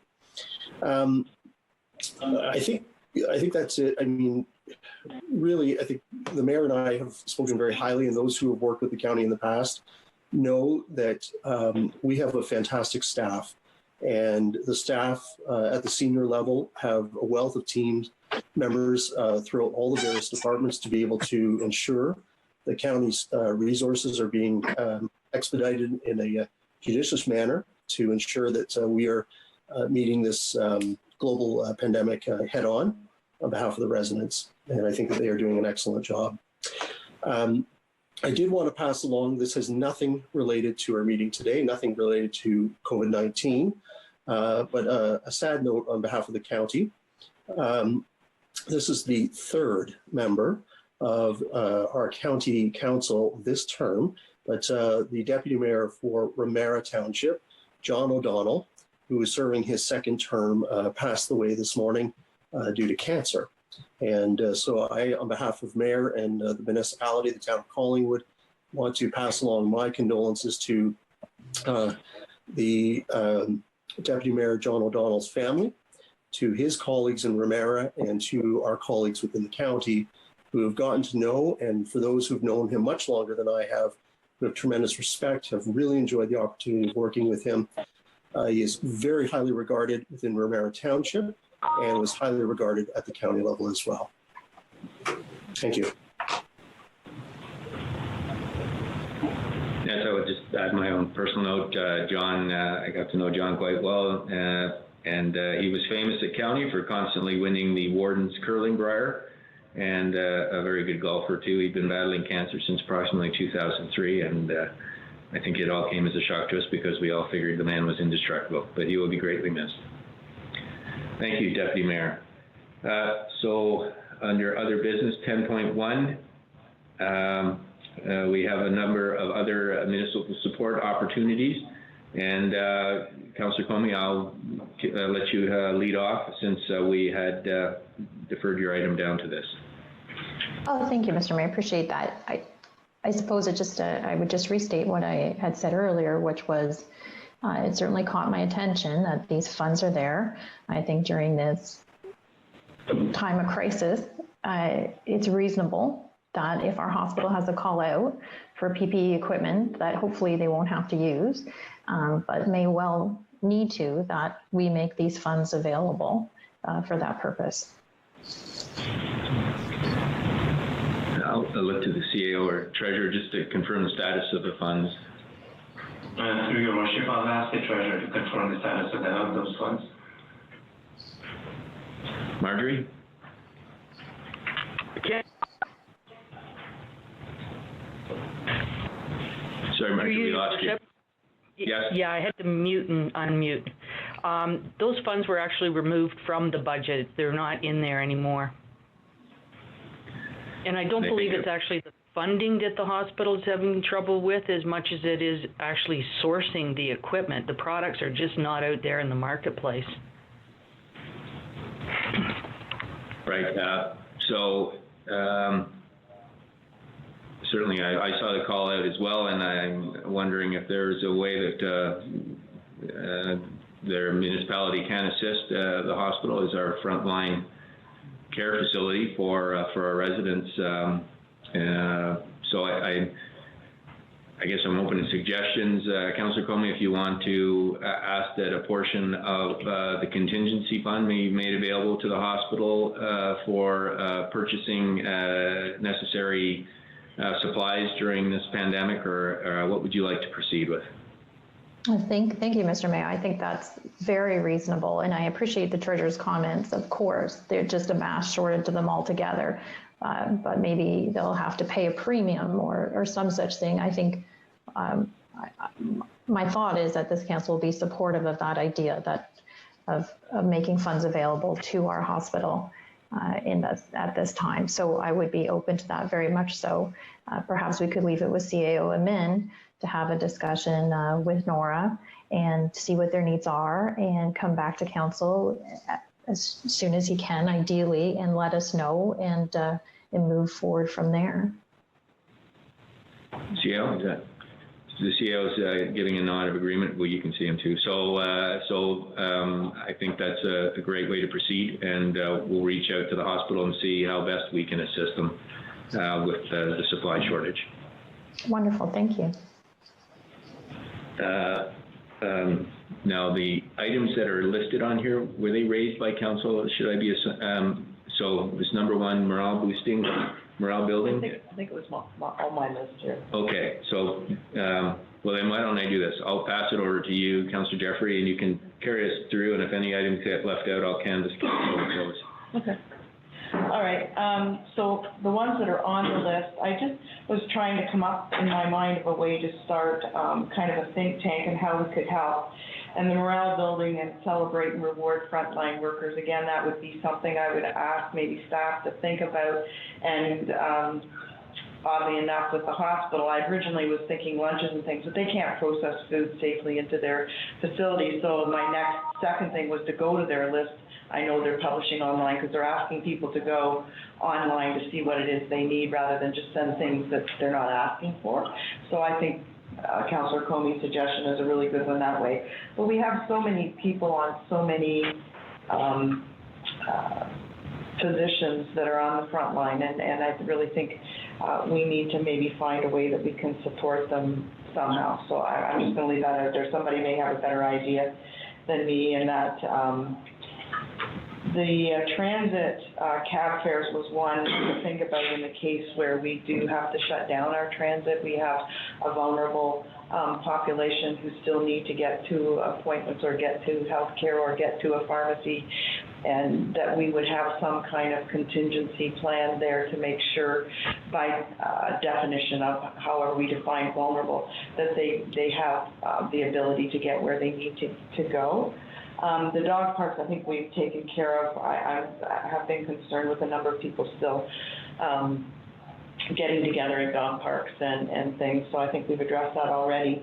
And the outreach part was, for me, is also perhaps could be a gap in communication, but there are so many seniors and people out there who do not communicate through social media. So how are we as a town getting our message out to those people so that they can feel the same comfort and have the same opportunity to participate in some of the things we're offering. But no, we're also here for support. So there was just that comment. And then lastly, something I've been receiving a lot of emails and calls about is, there's no delicate way to put it, is the migration of large urban population into our small urban catchment area and putting extra pressure on our resources for our residents. So the motion I would like considered is to advocate with the provincial government to restrict mobility of large urban centers into small urban centers, to prohibit the derailment of our community, our small community resources. So I don't know, it's a statement to them. I know they've closed provincially, we've closed countries, we've closed access provincially and territorial, but there is this major shift I know being experienced by a lot of small municipalities like Bakerville outside of Edmonton. Like, there's a lot of us out there, but for us in Ontario, I know that a lot of our rental properties are still being used by people from outside of our area. So it might take a provincial directive to give us the capacity to enforce. And that's about as sensitive as I can put it. But we need to protect our community, and bringing other inflicted patients into our community isn't going to help us flatten the curve here. And that's all I have. Okay. I do want to pick up on the assist with the food delivery. That's been an ongoing discussion with Jennifer Parker and other staff at Town Hall with 211.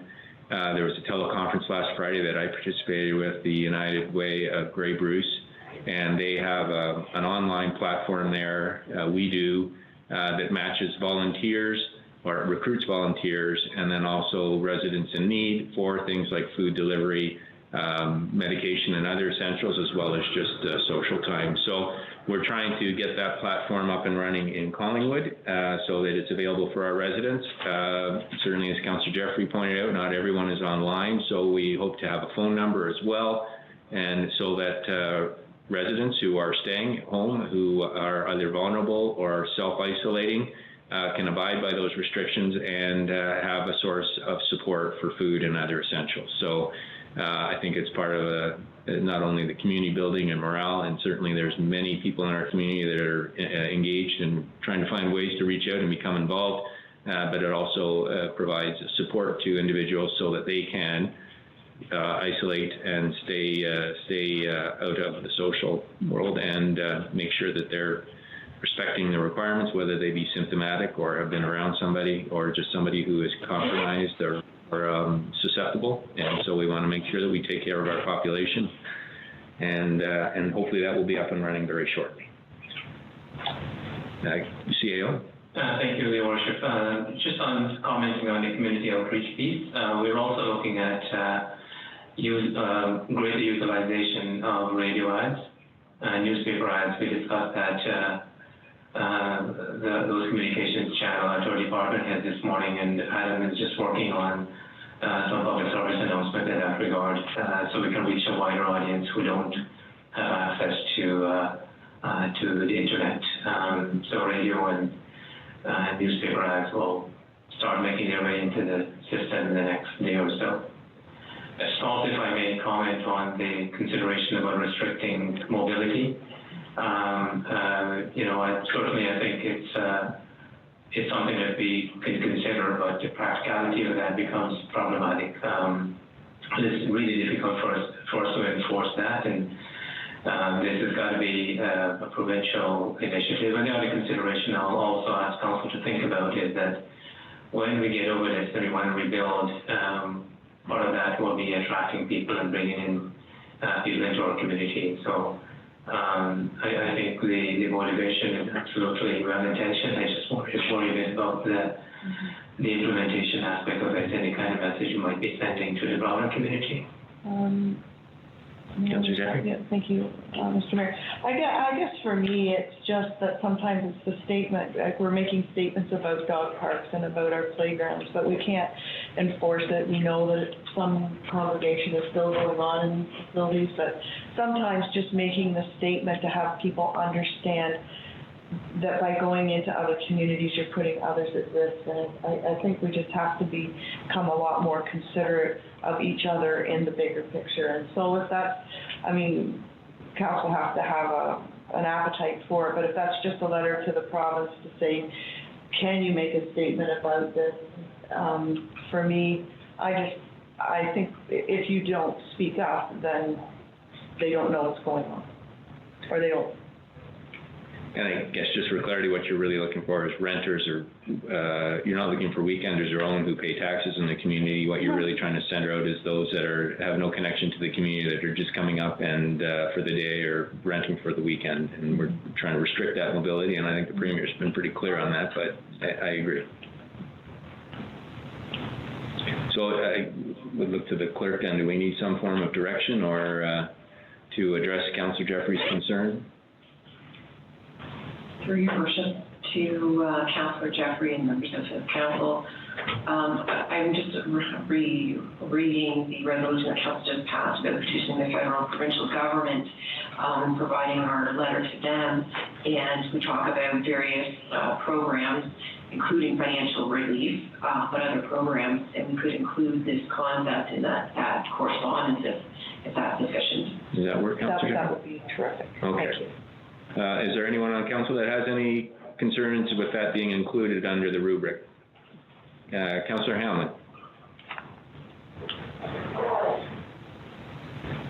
I need you to turn on, just activate your mic. Right, thank you. I totally get the concern about overloading our hospital at this time of need, but I would say I would not be in favor of this unless in any form and adding any words, unless we had some real evidence that this is a problem. You know, I had to drive, I drove around the other day to just look how see our town's doing, and I would say our hotels do not seem to be fully occupied. In fact, there are no cars there, I would say, except perhaps for staff.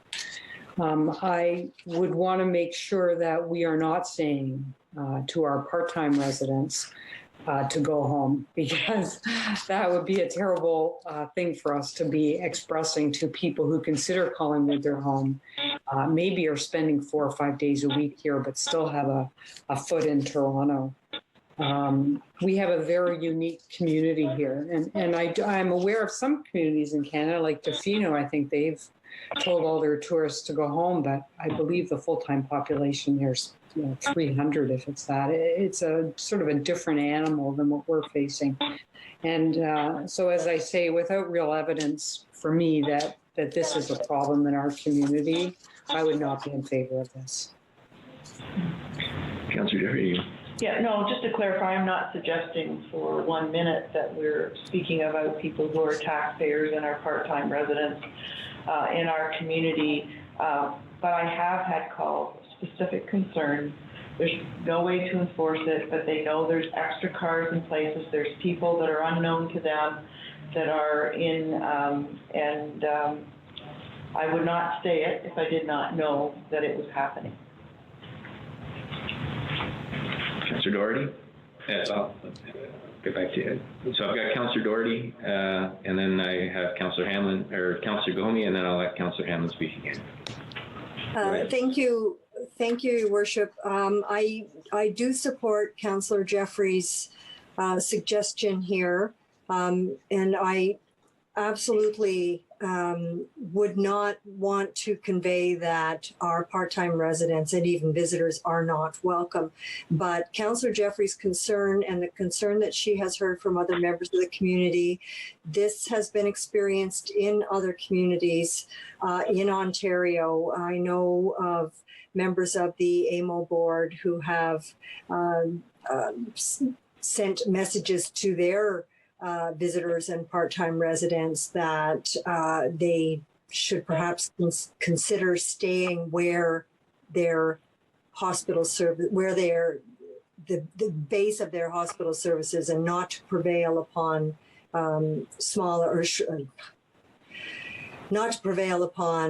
less smaller hospitals in smaller communities.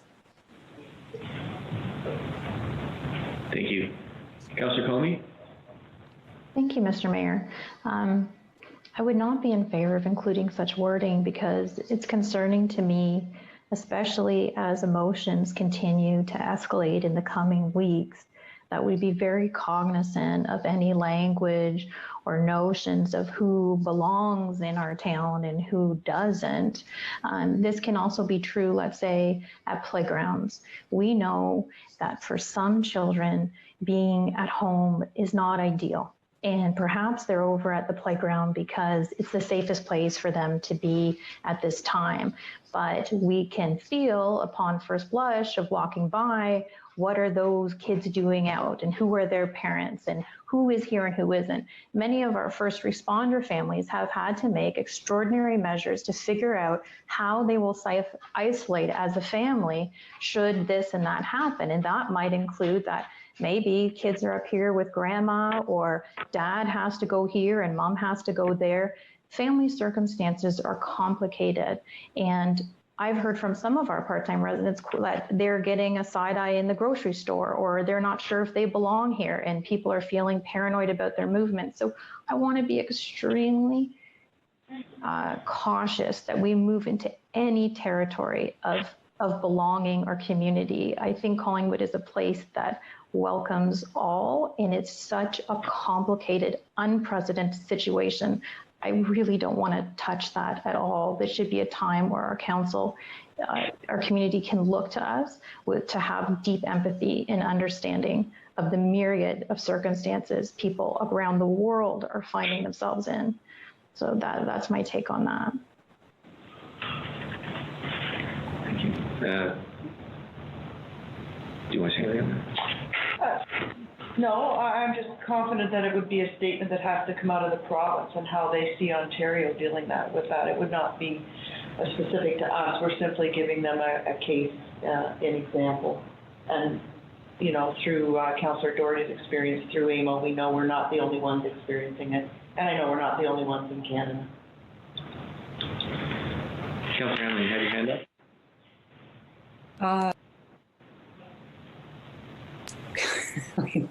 Can you hear me? Yes. Okay. Really, I don't think I could say it any better than Councillor Comey said it. And I just want to reiterate, I've driven around. There's nobody in town right now. There's so few cars. And, you know, I would just, you know, as Councillor Comey said, I'd be so reluctant to try and figure out who we think belongs here and who doesn't. That's all I'll say. I'll comment, and then I guess I will call the vote. I don't think, I mean, I think it has been a good discussion, and I don't think this is a discussion about trying to exclude the public from coming here. I think what it is, if I understand Councillor Jeffrey correctly, and she can tell me if I'm wrong, is it's a discussion about the continuum of social restraints right now. And so if we're getting people coming up for the day or coming up for the night, and they are here to see the town, and they are not isolating, they're not respecting social distancing, they're looking for food services or other things, our residents are being asked to self-isolate, to stay at home, to keep social contact to a minimum, and many of them have lost their jobs and are unemployed to do that. And so I think it is not a question about a xenophobic or us and them mentality. It's a question about the entire population of Ontario respecting the unprecedented times we're in. And I think that if we were in any community, I would be asking our residents in Collingwood not to travel to other communities for a day travel or to go to restaurants or anything else because of the unprecedented times they're in and other measures that we're doing. And if we don't adopt these measures collectively as a community, then we are putting each other at risk. And I think this is a question, in my mind, of respect, not of exclusion. And so for that reason, I would support this in the context of this discussion now. And absent the unprecedented times we're in with the pandemic, I don't think any of us would be having this discussion around the table. So with that being said, I will call the vote, and I think we're starting with you, Deputy Mayor. Definitely opposed. I am in favor. Councillor Hanlin? Opposed. Councillor Jeffrey? In favor. Councillor Berman? In favor. Councillor Doherty? In favor. Councillor Madigan? In favor. Councillor Comey? Opposed. Councillor Mcleod? Opposed. Did you count all that? I think 5-4. yeah, I think it is 5-4. It is 5-4. So that is carried, and we're asking the province, we're asking staff to consider in their letters to the province to include a lobby to ask the people of Ontario to respect the social restrictions and not to travel to outside their communities while the pandemic is in place. Is there any other old or deferred business? Other one ties in. Sorry, other business. Okay, so Councillor Berman, go ahead. I think it's just a clarification in the staff report on what we may or may not be doing. So when we're talking about bylaw and parking and what they're going to be doing, I don't have the understanding, I think, of anybody in this room as to what came into effect last night as far as what's considered essential and non-essential. And I was talking to the chief beforehand about the differences between what GOPP and so on and so forth. So I guess my question would be through you to the CAO is, are you currently looking at ways to enforce or to help enforce these things that what should be closed is closed? And yeah, thank you, Councillor. And so through the mayor to you, we were having a discussion today. The discussion may have already happened with the OPP in terms of enforcing. The position that we've taken is that that's the responsibility of the OPP, and because it's provincial regulation.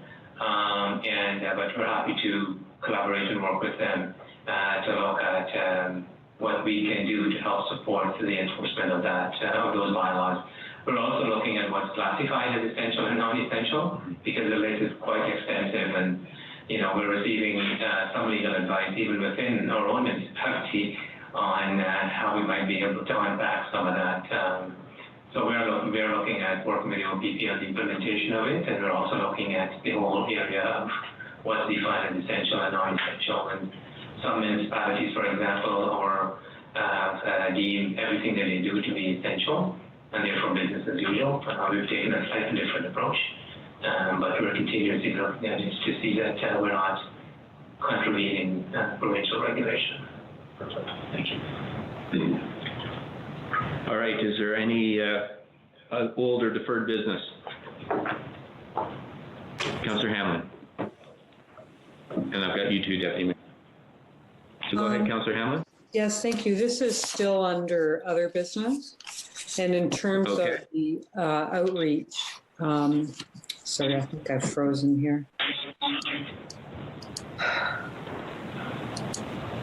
In terms of the outreach, it's really just a comment through you, Mr. Mayor, to staff. One of the slides that our CAO presented spoke to the portal that was being put together as a coordinating exercise with social service organizations to facilitate supplies and volunteers and so on.